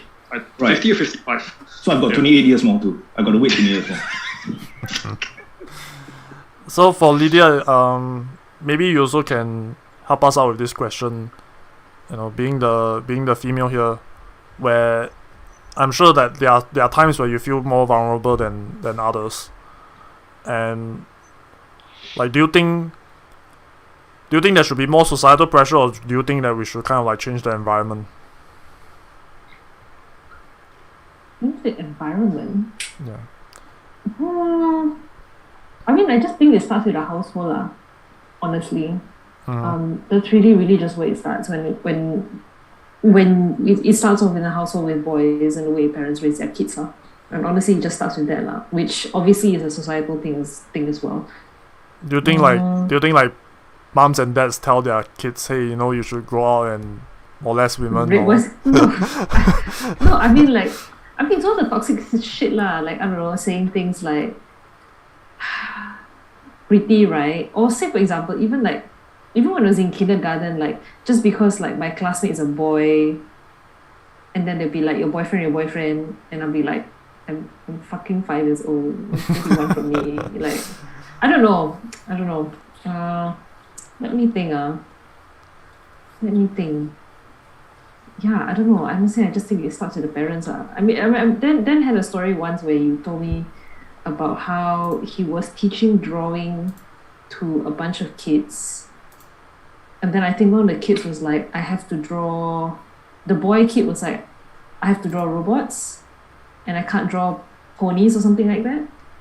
And then Dan was trying to encourage kids that you can just draw anything you want, and the kid was like, oh no, these are like girl things, and I'm a boy, so I can only draw boy things, and girls will draw girl things. I don't know. Do you know what I'm talking about, Dan? Yeah, I remember that there was an RC gig, doing art for an RC, and I was wondering, is it my place to go and tell the kid that, you can draw whatever you like, there's no judgment here?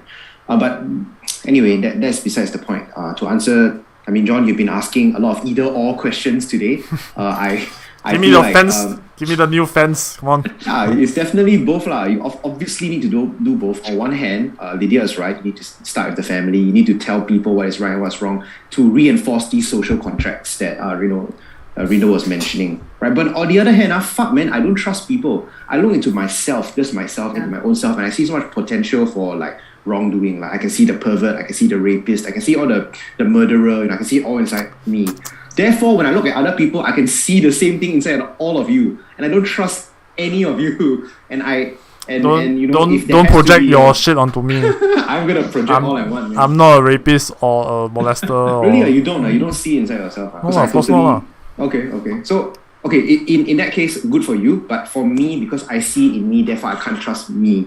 Therefore, there have to be systems in place. There have to be people to enforce, people with power and influence, like people in blue uniforms holding guns. So are you telling me a guy in a blue uniform is going to come into a house and point a gun at my mother and say, why you never let your son-in-law take the dishes from the kitchen and put it on the table? I think that one too much of a nanny state. I think we can all agree that's like 10 bridges. But I think what Dan is talking about is something very different. He's talking about like crimes, like or assault cases. Putting dishes, it's something that's not really serious. It's very domestic. But I think it kind of like ties back to Lydia's larger point of it all starts in the household, and it kind of like starts small. Not that I disagree, but I do subscribe to the, what is it called, like the broken window theory or something like that, which is, if you want to reduce the amount of crime in a city, you should fix all the broken windows and don't let people jump the train, the gantry, right? Which is what Malcolm Gladwell wrote about, I think, in one of his very first book. I think it's called Tipping Point. So basically the idea is that crime perpetuates crime. If you see people getting away with something, then there will be more of that thing. If somebody takes a rock and throw it against the glass and shatters the glass, somebody else is gonna pick up another rock and go and shatter another glass. So if you start fixing up all the broken glass windows in the city, you'll see a dramatic reduction in broken glass. And I think that you can kind of apply that theory to a lot of different things. I think if we were, as a society, more conscious of the environment that we are building, we could drastically see less of, let's say, for example, sexual assault or sexual violence, if there are systems in place to deter such crimes. The problem is I'm not so sure that talking about, like, you can't get a young boy to not grow up into a rapist just by talking his ear off. I don't think that functionally works. And there's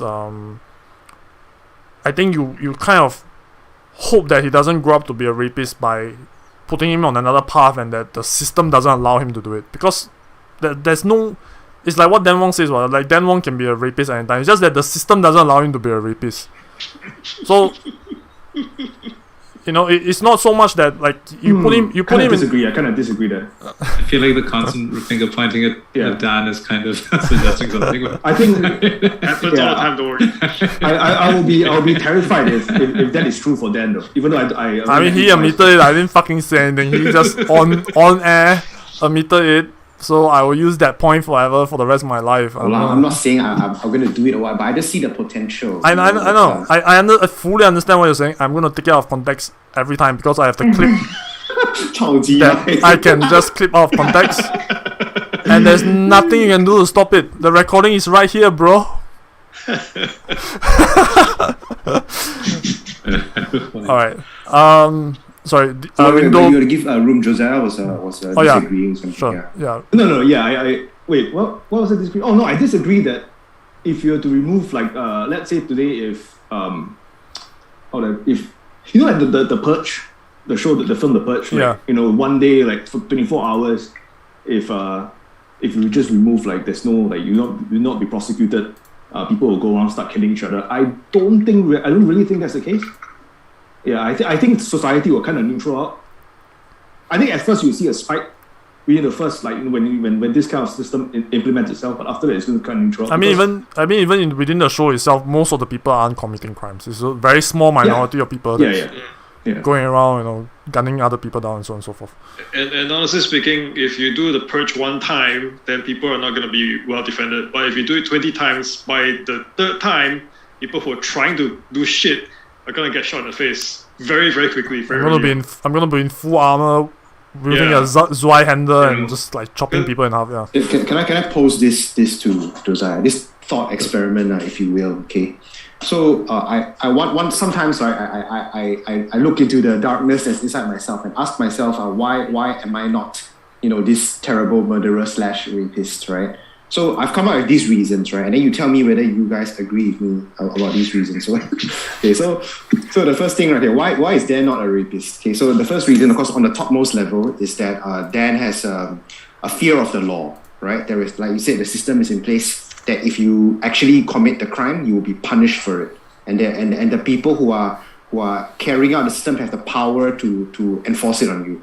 Okay, the second thing is that maybe Dan has got a belief in a higher power, some sort of accountability to, it could be God, it could be karma, that if you do something bad will happen to you.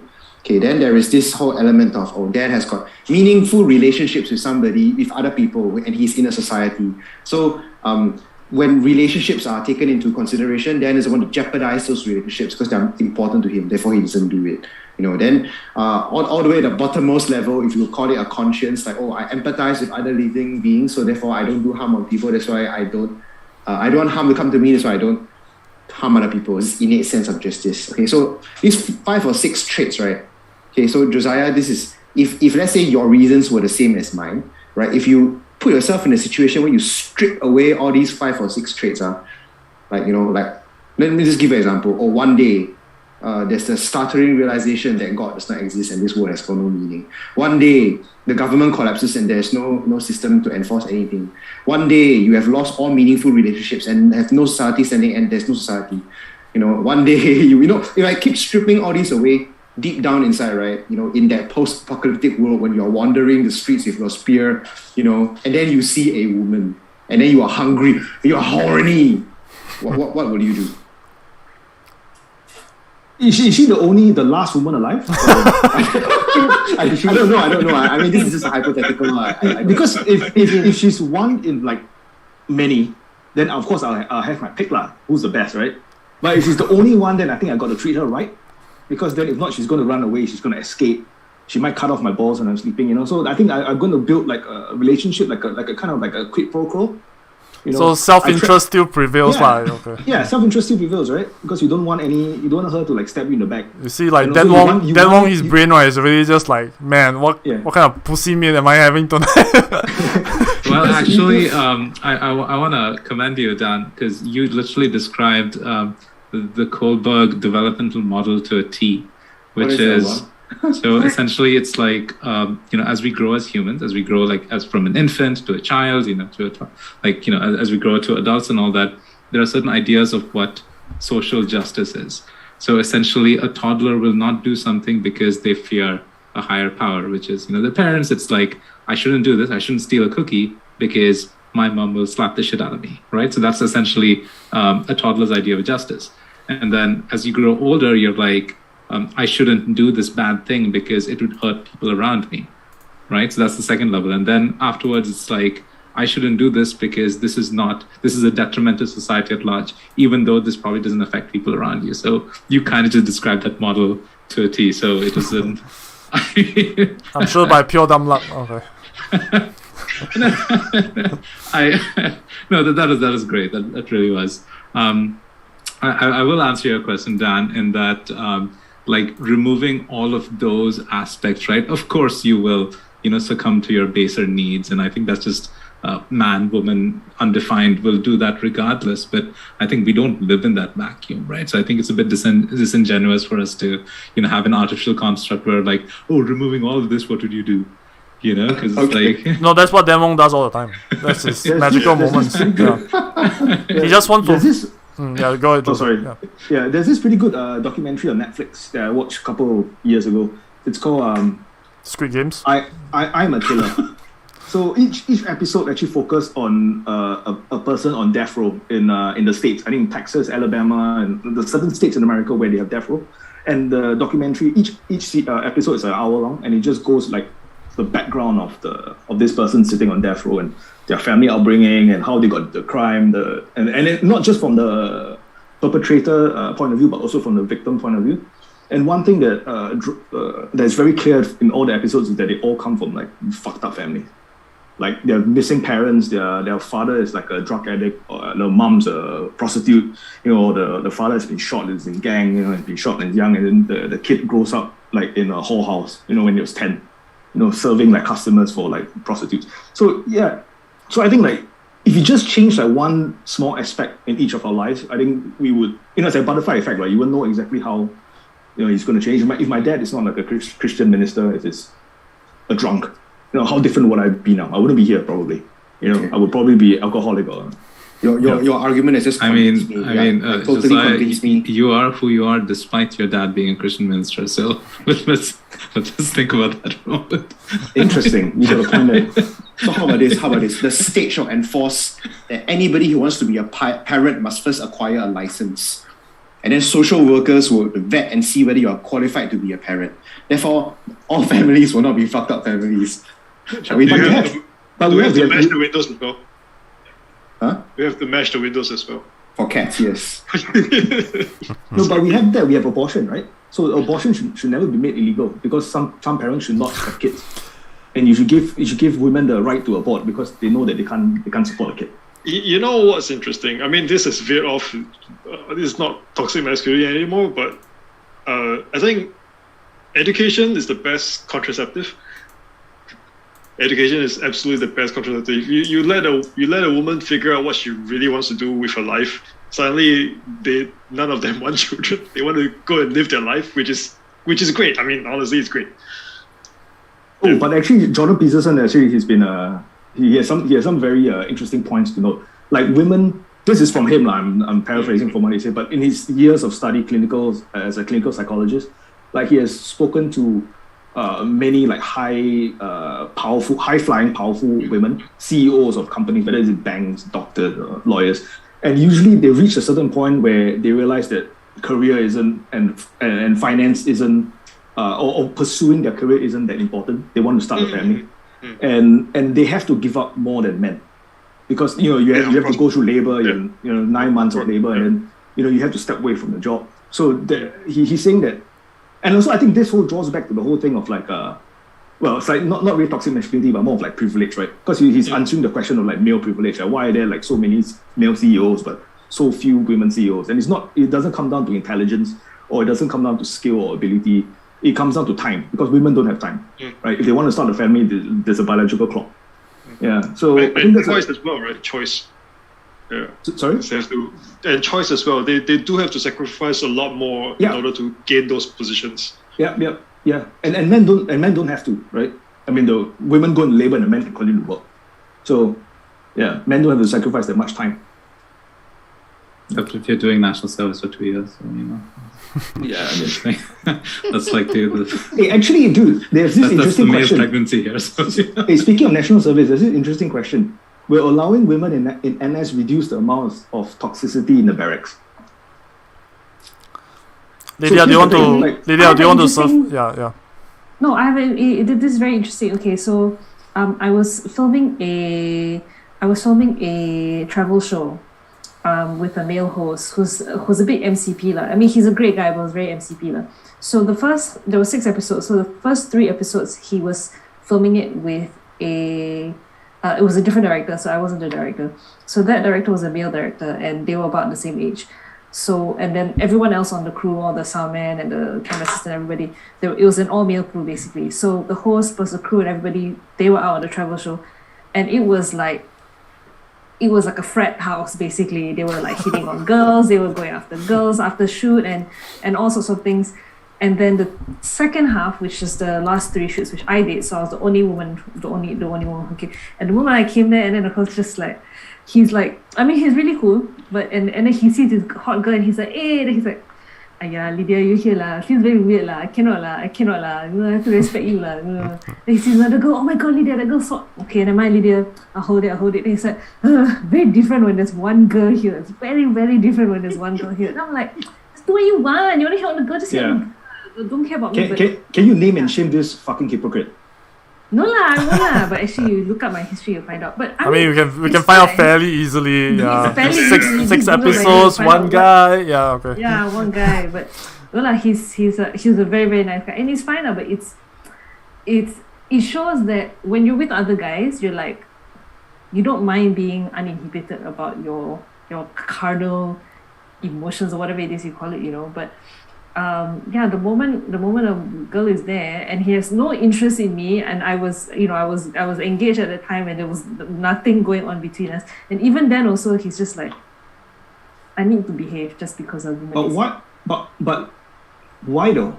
If he's saying something extremely egregious, then he shouldn't even be saying it with his guy friend. I don't think anything that it was particularly egregious. I mean, if a woman is hot, just say lah. But I think he just felt that he felt that it was being disrespectful to me. And I told him, like, no, like, you want to hit on whoever, you just hit on whoever, as long as you come back on set and say your damn lines and do what you got to do. After that, you want to go to a whorehouse and really don't give a shit.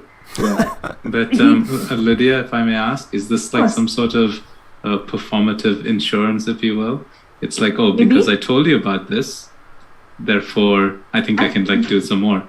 So it's like, so let's say, so your colleague, for example, was hit on this girl, but he's kind of afraid that this would be seen as like bad or something like that. So he'd like confide in you and say, hey, because I talked to Lydia about this, therefore I cannot go with this with license. Is that he's using me to just. I think the performative aspect is on both ends. Rindo, you might hit the head on the nail on the head there, but I also think that when the boys are out in force and then they are like hitting on all the girls and whatever, I think that's generally performative as well. I think they are performing for each other rather than making an active effort to try and chase after the girl. Man, that's gay, man. That's so gay. I mean, it's the kind of like you know, bro, hey bro, you know, like watch me, you know, try and tackle this girl and whatever, right? So maybe it's because I mean, no offense to Lydia, it's possible that they see you as one of the bros. It's fine. Yeah, it's fine with me. It's possible that that's like that kind of like seeing you as one of the bros, so not hitting on you, but at the same time actively aware that you are indeed a woman.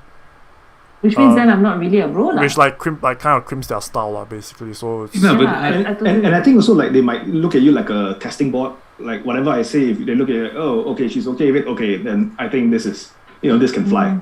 Yeah, because I feel like, and look, this is perhaps not the most incorrect way to say it, but like, you know, we all have you know, a friend that we kind of test our material with, so to speak, right? No. You know, before we what the fuck? Wait, I need to test this hypothesis. Deepan, do you have a friend that you test your pickup lines with? No, like so it's like let's say you know, you want to you fancy a girl and then you want to talk to her and stuff, but then you know you want to like suss out whether no. I need to Deepan, tell me. Yeah, I've done that. You've done that? Okay. Yeah, sometimes you kind of like run it with, you know, a friend. Yeah. I had no idea this was a thing, by the way. Okay. Yeah. Josie, have you done it when you were a guy? Or a girlfriend? Or a female friend? Like, I mean, before I hit on a girl, I mean, you try to like, you know, figure out what this look can say and, you know, like, kind of right. Work. Yeah, of course, yeah. Like, you want to run your pickup lines to make sure it doesn't like throw her off, right? See, now I'm just super conscious about this. we do. I've never heard about it. Dan Mong, have you run your pickup lines through another lady before you use it on Lydia? Yeah, a closer female friend. A closer female friend. My goodness, what the fuck? Yeah, but like, then how do you do it, John? Like, how do you, like? I always thought that pickup lines were like you have to be like pretty spontaneous, but keep it simple. I don't like overdo it. Yeah, but it's not like pickup lines. Right? It's just like, you know, just trying to figure out what would work, what would not, and you know, just like to hone your approach, right? Yeah. You know, something to like give that. you the best chance available, right? So you're trying to get as much information, and like, shall I do this? Should I not do this? Yeah. Does she like this? Is it cool if I'm, you know, seen wearing a red jacket? No, yeah. Yeah, that was exactly what the guy was doing with me. He was like, you know, running his lines with me, and he's not even the professional lines, like the girl lines, like, hey, you think I should do this? You think I should ask for a number? You think I do that? And I'm like, just what you want, why are you asking me? Okay, so here's an interesting question. Lydia, is that cool? Like, does that make you uncomfortable? Because I guess I never asked my friend this. So no, it never doesn't make me uncomfortable at all. Right. But it was more. I think if anything, I was just maybe like after like, I don't know, the 15th time, I'm just like, stop trying to get validation from me. Okay, you're already a celebrity. Just go ahead. Just you know, everyone is nice to you already. You don't even need to try. Right. You know? Yeah. So it was more on the annoying side, like that. You know, that the person needed a lot of validation. So yeah. Okay. But celebrities constantly need validation. So I think they are more like insecure than anybody else. Yeah. I mean, yeah. Well, that's how I know I'm not a celebrity yet, by the way. So yeah. I mean, I know it's a bit of a segue, but I really don't blame celebrities just because they're in the public light all the time. So and they get criticized like left, right, center on Instagram, Facebook, and everywhere all the time. So I'm not surprised that celebrities feel a certain sense of like always feeling like they need to be validated. So it's a bit of a curse lah, actually, if you're very, very famous. I know that's a segue, but yeah, we can go back to the original topic, which is no, that's fine. The conversation will go where it goes. I'm just here to make sure that none of you yell at each other. That's the point of the live stream, right? Yeah. Which is why I signed up. I do want to ask though. I think, you know, we have talked at great length about, you know, violence, albeit sexual. But there was something super interesting that John put out in the notes and stuff, and I had no idea about the whole CMNI, conformity of masculine norms inventory. I'm really curious to go into it in some detail because they talk a lot about like archetypal personality traits, right? Like, is this a conversation that's talked about in the context of toxic masculinity? Perhaps I'm just reading the Facebook pages and stuff. I don't know enough about this. Yeah, not at large. So the reason that I know about it was I have another podcast called The Right Wang, and I think it was my first episode where I dissected Corinne Lim, who is, I think, the president of Aware Singapore. And so she made this very lengthy speech, right? And which made headlines for all the wrong reasons. The reason it made the headline was she suggested that women should be serving in national service to make men less toxic, which I think, first of all, is a fucking stupid idea, but that's not precisely what she said either. No, I think it's a great idea. I think women should serve in national service. We should even share in barracks. Then we'd be more toxic, but physical toxicity, not verbal.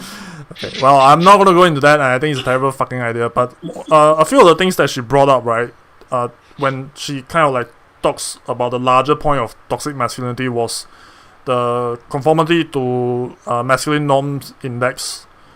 So that was my starting point, and I looked at some of the research surrounding that. It's mostly psychological, it's mostly the soft science, and what they were trying to do was to quantify certain masculine traits in ways that we can kind of like easily dissect and understand. So they come out, I think, depending on which study you read, there's anywhere between 9 to 13 of these traits, and I've listed like a bunch of them. So for all these traits, right, what they are trying to do is to say that, okay, let's give men like certain surveys for them to fill out, and then after that we kind of like rank them on all of these traits, and then after that we determine how depressed they are or how likely they are to develop mental illness. That's the majority of the study. Now the feminists, right, and the various Marxian groups and whatever, they have kind of like co-opted this particular branch of study and say that, like, because of all of this, that's why like toxic masculinity kind of manifests itself and give rise to a lot of these mental health issues that's associated with men. The problem that arise when I take a look at the study a little bit in detail is that even the studies themselves do not make the claim that the conformity to masculine norm index is causational to mental illness. They make the inference is at best is a correlation. Right. So the problem that I have, right, like I said, this entire conversation is that whenever we talk about toxic masculinity, there's the academia, the intelligentsia, right, the upper elites of the academia world. They kind of have this like idea in their mind, and then they run through these 13 different traits, and then they say that, yeah, I know it's linked to mental illness, it's linked to this, it's linked to that, it's linked to all this violence, and then by the time it comes out of their mouth, it's like complete gobbledygook. It's this shit that we don't understand. By the time it filters down to Twitter, it's like everything I don't like is toxic masculinity. Right. If Dan is farting in my direction, that's toxic masculinity, something like that. Pretty much. I think that's the kind of sentiment that I also heartily disagree with. But I think these are concepts worth exploring in some detail. I had no idea that there was like a lot of work that went into this, especially stuff around primacy of work, disdain for homosexuals, and I think these are elements of toxic masculinity that it's outside of let's say sexual violence or anything in conversation with feminism, whatever. But here's the counter argument, right? It's like, if you say primacy of work is toxic masculine, then I would say, like, would your girlfriend or would your wife want to support your ass while you're at home doing nothing? Well, I think the counterpoint is that primacy of work isn't necessarily in opposition to, let's say, the other gender, right? Primacy of work is also about, being the capable man, being the better man, being better than everybody else. There is a competitive element to it. I think so, and I think that's like good, right? I mean, am I missing the memo? Isn't that like a great thing? So I'd say yes and no, like in the sense that I think competitiveness and a sporty mentality, if you will, is always healthy, but within the bounds of the social contract, right? So if you want to establish a primacy of work by dominating over another person violently, or kind of breaking the social contract of whichever society that you're living in, then that's toxic, I would say.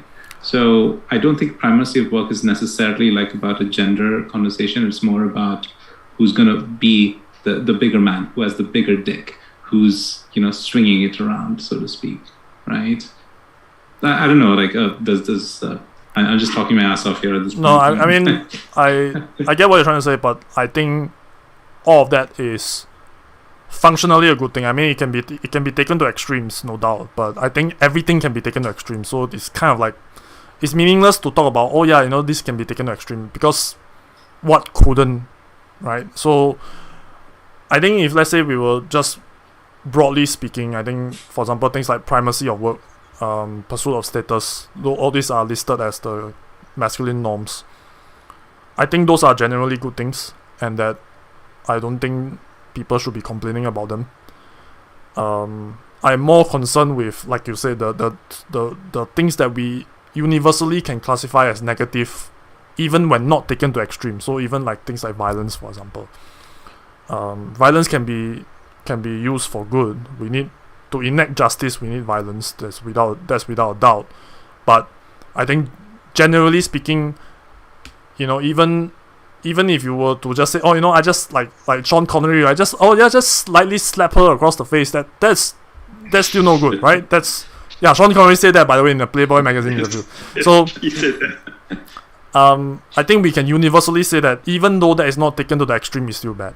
And I think I'm more interested in those kind of discussions, rather than to say, just because you put work over everything else, then therefore you're a toxic male, or just because you're a stoic guy, right? You control your emotions to a greater degree than most other people, then therefore you're a toxic male, or that gives rise to mental illness. There's no evidence to suggest any of that. There's no way to even prove any of that. And I would to go so far as to say most of the time, I would say 99% of the time, it's actually a good thing. Like, you don't really want to be an emotionally outburst. You don't want to have emotional outbursts all the time, or even some of the time. I think that's no good for anybody, for male or female. Right. Okay. No, on principle, I do agree with you. But I think everything in moderation is probably the best way to go about it. Unfortunately, it doesn't always happen. You are right in that violence is probably the one that categorically has to be, something that we have to disagree with. But at the same time, I think a lot of these things do not happen in isolation, right? So, stoicism, I'm not going to lie, it's something that I've just been reading about recently. Yes, I think there is value in being in control of your emotions, but I think stoicism as a term, as a concept, has been bastardized, in a way it's like, keep it all in. So I don't think I disagree with the principle of stoicism. I think it's about the misapplication of it that's happened over decades, and as I now learn, centuries. Anybody else want to jump in and disagree with Rindo before I do? Or agree with him for that matter, If you are going to talk about extremes, then of course, like what John said, there are extremes on both sides. So if you are going to be speaking in absolutes, or by inventing data, by saying that, if this happens here, then what if that happens there, without actual data or stats or what, we'll just be going in circles. And like what we spoke about right at the beginning, if we can't define and really can't identify what is toxic masculinity, and we can't agree on it, then we will never find any solutions. We don't know what we are going to address, and it will just keep perpetuating, right? Like, we are going to have this discussion another day, might be the same thing. We will just be talking about issues that are close to our heart, and then hopefully the idea is that we try to bridge as many of the gaps as we can, and that it's not that I completely want to disregard the notion of toxic masculinity. It's just that I think we are not talking about it in a meaningful way, or that the term has been used in ways that's very bastardized, like what Rindo has alluded to previously. So I mean, this conversation is not going to end anytime soon, I mean, it's gonna end for us, but I mean, the wider conversation will go on for a while. But I think it's worthwhile to have meaningful discussions about like what can we do about it and what can we learn from each other. Like what exactly is your point of view? Like I think that's the mistake I made with when I did the toxic masculinity episode. Like why I thought that episode was so bad, so toxic, that I had to discard it, was because I was stonewalling everything else. And you know, like Dan Wong was trying to make a point, and I'm just like, no, fuck you, Dan Wong, you don't know what you're talking about, shut the fuck up, you know. And I think that was a mistake on my end.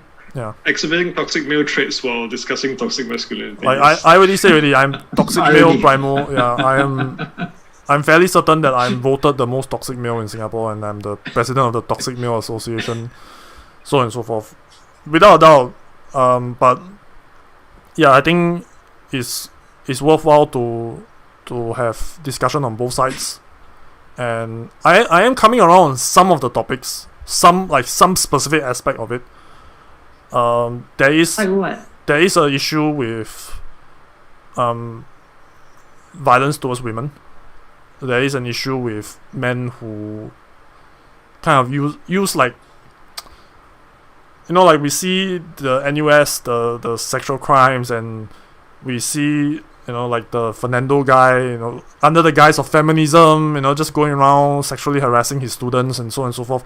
I think it's the problem is we kind of like put it all in one camp. It's like, oh, no, only the other side does it, or only the other side does this, and whatever, right? The issue, I think, is much wider than that. It's a kind of like a greater social issue where we put each other in camps, like what I did before with Dan Wong, and then I instantly villainize him, and I instantly just like, no, I don't want to hear what you have to say because everything you say is garbage. So yeah, I think hopefully we can have a better discussion about this. Now I'm curious, like, I don't recall. I thought your Right One podcast was just you. Was there a podcast where you had a conversation? Yeah, with so Dan? it was on LongKangKitties, and then we discarded the episode until NG, Ichi Backside, go and put it up on Instagram as a poll to ask, hey, do you guys want to hear our toxic masculinity episode that we deleted? Of course, fucking 98% people say yes. And it's not like one or two people, right? It's like 40 people voted, if I'm not mistaken. So of course I have to fucking release the episode, right? And I thought that was like the worst fucking episode ever. But then Terrible. yeah, but what happened as a result was I've gotten way more feedback about that one episode than any of the other episodes that we released. Like from Discord, from people that knows me. Like people listen to it apparently from head to toe. It's like one of our most listened episodes. Knowing there is a lot, yeah, I'm not joking, and It is so terrible. yeah, I know, and that was what shocked me as well. I did not understand it until I kind of like, okay, let's pass out the criticism and the feedback, and I thought, okay, you know, if we have a chance, let's do it again, but let's do it in a better way. Like Lydia was actually messaging me and she's commenting on my Facebook. I'm so worried about this. I'm just like, nah, it'll be fine. Don't worry. I got it under control this time. No, I was really like, oh, why do you want to do this again? It's just going to be bad. It's going to be worse. And then, Hey, it's been pretty good so far, okay? It's been pretty good. No, that's why I came in. I'm like, wait, it's civil. Yeah. So, okay, let me just kind of like branch off into this thing has been going on for a while. I just want to touch on like the last final thing on my mind before we head off. I'm sorry if you guys didn't get to say all of your piece. I'm sure we will do this again some other time. You guys can talk about it then. The last thing I want to talk about briefly is the dating. So toxic masculinity in relation to dating. So I'm gonna kind of like jump to you again, Lydia. Like how toxic does a guy have to be in order to date you? How toxic? I dated pretty, I think. Oh, that's such a loaded question. Yeah, I know. I'm full of it. I'm just. I dated someone who was really had a toxic masculinity thing. I mean, he was one of those guys who was expected that when we got married, I would be a housewife. Yeah. Yeah, he had very clear, like, Sounds legit. Like- Yeah, I think that should be the way as well. Wait, so like, so if you tell him say you wanna work, he'll be like, no, you can't work. he's like, yeah. And he was very, like, he looked down on the fact that I went to university. He was in university. He looked down on the fact, say I was like wasting my time. And then I did arts education, and he also said, "Oh, arts Chef also made a waste sandwich time." instead. Yeah. Yeah, and he was very clear about how, you know, his dream. He literally told me his dream was to live on the 5th floor in a HDB 5-room flat in Yishun. And Dreams, big dreams. yeah, big dreams. I know. And then Yeah. I was like, really, you know, you can dream anything you want. You know, you can dream to marry Angelina Jolie. You know, the world's your oyster, but your dream is the 5-room HDB flat in Yishun. Yishun some more, not like Tampines. Has to be Yishun. Yeah, so this is like competency attracts competency, right? So clearly he's not a very competent person, and then clearly you are. So that's why you guys don't click, right? You really didn't click, I don't know if Yeah. Dan Wong is the pinnacle of competency, but I'm sorry, I have to jab at him every chance I get. Yeah. Hey, Dan Wong has been doing a lot of jabbing. Look at the punching bag behind. Yeah, Lydia, we thought you were Oh, inside the right. punching bag. Yeah. So it's like, actually, like, that one was very, very, he really had toxic masculinity lah. Then you meet Dan, who was like pretending to be like super ultra masculine, but was all like, I mean, I don't know. I mean, the guys who are not from LongKangKitties, I don't know if you spend time with Dan physically and in person, but Dan is quite a character lah. He's very animated. So when dating him, and I don't know even know if the LongKangKitties have even seen this side lah, but you know, when dating him back in his youthful days, he's all like very like action machismo and very like, hey, pretty lady. And I'm like, okay, whatever. But I know it's all an act. It was an act to seem like you're machismo. But because I had dated someone who actually had a lot of toxic masculinity. So I came up as a fraud. Yeah, he was obviously a fraud. Then I was just like, oh, okay, this Obviously, guy just yeah. pretend only. Yeah, so it's fine. He's not really like that. So, and it was like, and then I dated that, and I was like, oh, this is so nice. He's not crazy. He's just a normal human being. Like, yeah, he just didn't try lah. He wasn't trying to be like, he only pretend lah. Not all actually. He's very yeah. He just like to. He was doing our theatrics. Like, I think he Right. was pretending to be like a machismo guy, but he wasn't actually like that.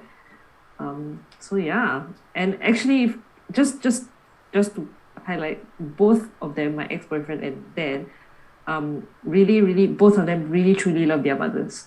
They really do.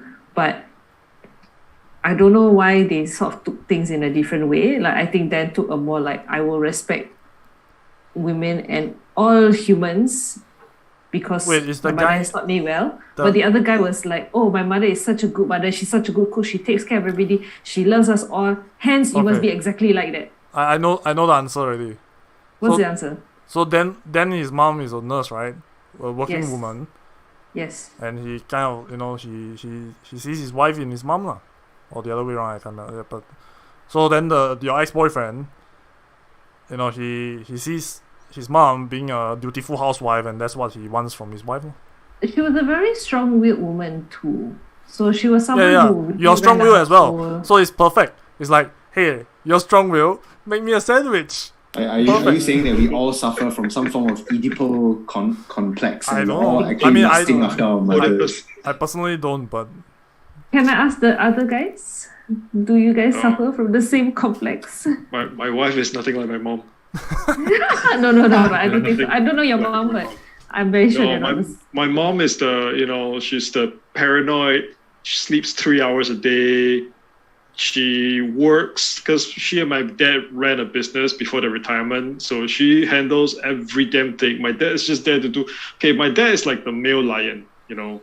When there's a buffalo that is too big to be taken down by the females, he'll step in and do everything. And then, but if he's not needed, I'm just gonna chill in this corner, but I'll eat first, right?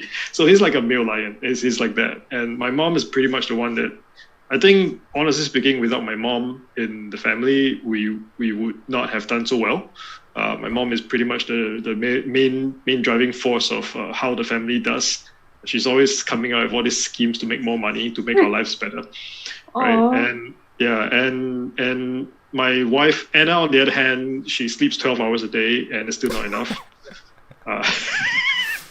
I'm not bad mouthing her, right? I love her a lot, but yeah, she couldn't be more different. In fact, I think Anna is a little bit more like my grandma.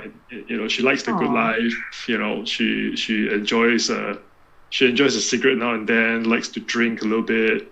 She just enjoys good life. But not saying that she doesn't have very good work ethic. It's just that she knows, like, okay, there's a time to work and there's a time to play. And then on that, on the other hand, I'm more like my mom. I'm like, oh shit, now I married this girl, I gotta take care of her, so I'm doing all the cooking and cleaning. Oh no, for you. Yeah, but no. How about the rest of you boys? Wait, sorry, what's the question again? The question is the dating, edible right? complex. No, how much of your mother is sort of like rubbed off on you or your expectations on your partners or something like that. Right. That was roughly the question. Yeah. Because we were talking about how my boyfriend's mothers influence the way they perceive their partners, and what they look out for in a partner. I think I just want to add one more thing. Sure. If Anna ever told me that she wants to be a housewife, we would not have gotten married. Oh. Interesting. Yeah, Interesting. I would. It's like I feel. Here's the thing. I don't consider myself a feminist, but I think because I come from a family of very strong women. I feel very strongly about women being able to do what they want. And if she tells me that, oh, I'm just gonna be a housewife, you just go and earn money, But what if that's the thing that she wants to do, though? then we would not have gotten married, lah. Then she can go and find another guy who can do that. I see. So you're looking for the drive in the opposite partner, like someone who wants to do something out there. Not necessarily drive, but if she's able to gain something from doing something or give something from doing something, right? That's more important to me, lah. Rather than just. I don't know. I mean, I'm not looking down housewives, but it's more of It was not compatible with what you wanted, actually. Yeah, right. I need someone to also be working. So if not, then she would not understand. If I'm working and she's not, we would not understand each other. Got it. I just want to say that I don't have a frame of reference. My parents separated very early in life, and I was raised by my dad. So Nice. I don't, I don't understand Oedipal complex, I guess. Ooh, no, that's very interesting. We should use it as a social experiment. See whether, because what if let's say, for example, you don't actually really know like what your mother's like, and then the person that you end up with, we actually find out that they're very similar to your mother, and you didn't even know. What if? I mean, I don't know. It's some X-File level shit, man. It's like, Yeah, exactly. Some X-File level shit. It's like, Well, I know that my wife is sick and tired of me, so if that helps. Okay, cool. Very interesting. That's the only frame of reference I have. Very, very, very The Lobang interesting. I would say that I will look for a partner who's the opposite of my mother. oh. After seeing what my Like dad has Jerry. gone through. I see. Not necessarily. I'm looking for the opposite. It just happened. I see. Yeah. I see. So, explain what do you mean by opposite, and why opposite of your, and what did your father have to go through? I wouldn't say it's a good or bad thing, but it's like both of them disagree on many things, but they will just put all those disagreements aside, and then they will like they can live together with just few things that they agree with, and I don't think I can do that. Yeah, so I wouldn't do what they are doing. Do you want to be with someone where, in general, you guys have a tendency to agree with each other on most things? Yes. Cool. Okay. I think it took them quite a number of years to realize that their goals in life are totally different. Such a shame. Yeah, and Did they stay together? oh yeah, they're still together. Okay. Man, our generation is very different. Very different, yeah. Very different. Yeah. We're very different. And Josie? I don't know. All my girlfriends are very different from my mom. Yeah. So I think I might be going down the route of someone who's opposite, I guess. Yeah. My mom started as when we were growing up, she was a housewife, but now she's helping out in the church. My dad working in the church. Yeah. So yeah, the girls that I've dated are like polar opposites. I would say, safe to say. Outright sinners, right? Sorry? Is that outright sinners? Yeah. You mean normal people? Or just human beings? Yeah. Okay. Alright. I'm gonna close out this stream pretty soon. It's been going on for like 2.5 hours. I want to thank you all very much for taking your time. I think I'll just go like one round table, maybe just some closing arguments or some closing statement. And for our guests from the other podcasts, after your closing statement, do plug your stuff. Do tell us and the audience where they can find you. If you have anything, if Patreon, SoundCloud, Spotify, whatever, just go. And maybe I'll start with Rindo. Right. So I want to thank you all for having me here. Loved the conversation. I'm not gonna lie. I came in with some trepidation, but it turned out Everybody fucking does when it comes to me, but damn, I prove all you motherfuckers wrong. Like, when John texts you, and then there's a certain, oh my gosh, it's John texting. What does he want? I want everything.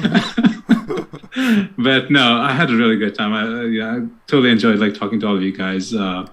So very quickly, once again, Rindo.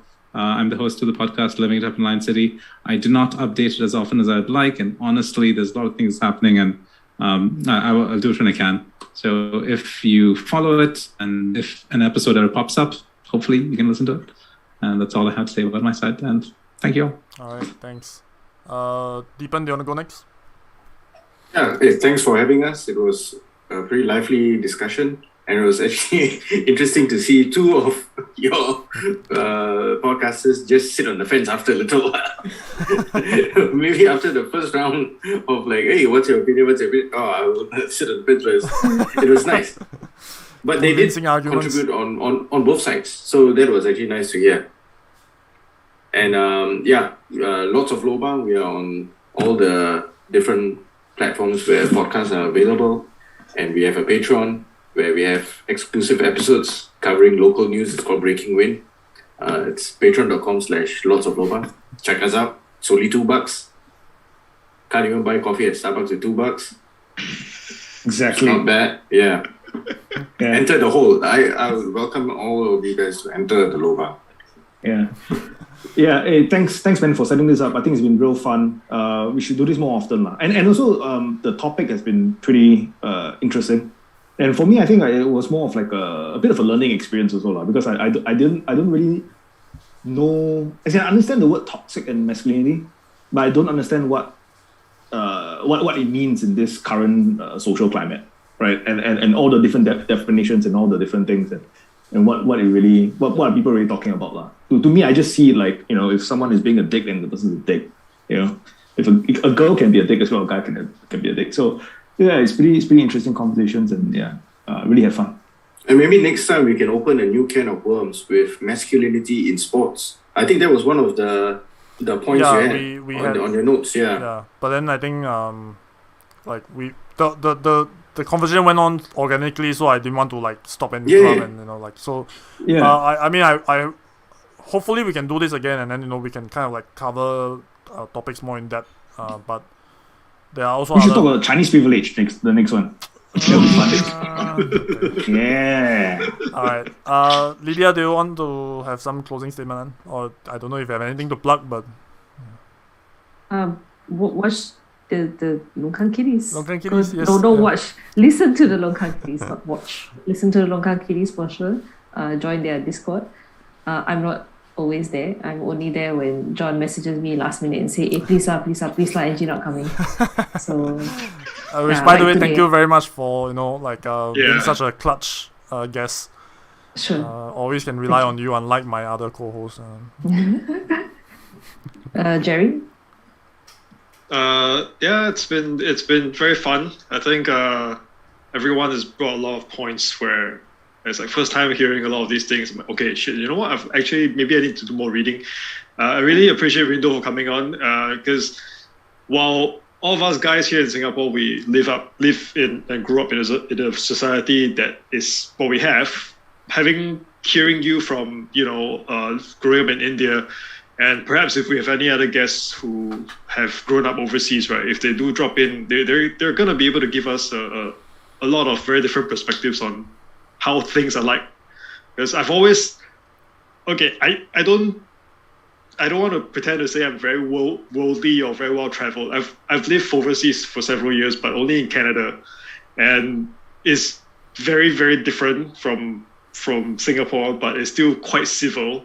But when I was there, I met a lot of friends who grew up in Romania and Yugoslavia, places where there was like war, and then they have to run, they move to Canada as refugees, and you really do get to hear the difference in how they grew up. And I think Singaporeans as a whole need to go out more and see how shit other places are. We definitely need more perspective, yeah. Yeah, for sure, yeah. All right, then. It was really great to hear everybody's views on this issue. I feel like I've learned a little bit from everybody, picking everybody like a buffet table, like your brains are on the buffet table for me to pick. Sounds very wrong coming from you, but I just want to open it up to our audience that whether you listen to the LongKangKitties or live in Milan City or the Lords of Lobang, you will see this stream and you will see it on different places. Please do let us know as well what you think about this topic. Share with us what you think. If you feel like insulting or disagreeing with any of us, go ahead and do so. Because the more voices we bring to this conversation, the better. So our dear audiences, please talk to us because we want to hear from you. All right. For you guys, the various guests, please stay on even after I stop the stream. Just for a little while, like a debrief or something, and then for our audience, thank you very much for listening in. Please look for the LongKangKitties, Living It Up in Lion City, and the Lords of Lobang. For the LongKangKitties, you can find us on Facebook, Instagram, Spotify, SoundCloud, and you can find us on Discord. If you want to invite to the Discord, you can just message us on Facebook or Instagram. And with that shall be the end of today's episode. Thank you very much for listening. Please like, share, comment, subscribe, and we shall see you next time. Goodbye. Bye. Bye, everybody. Take care.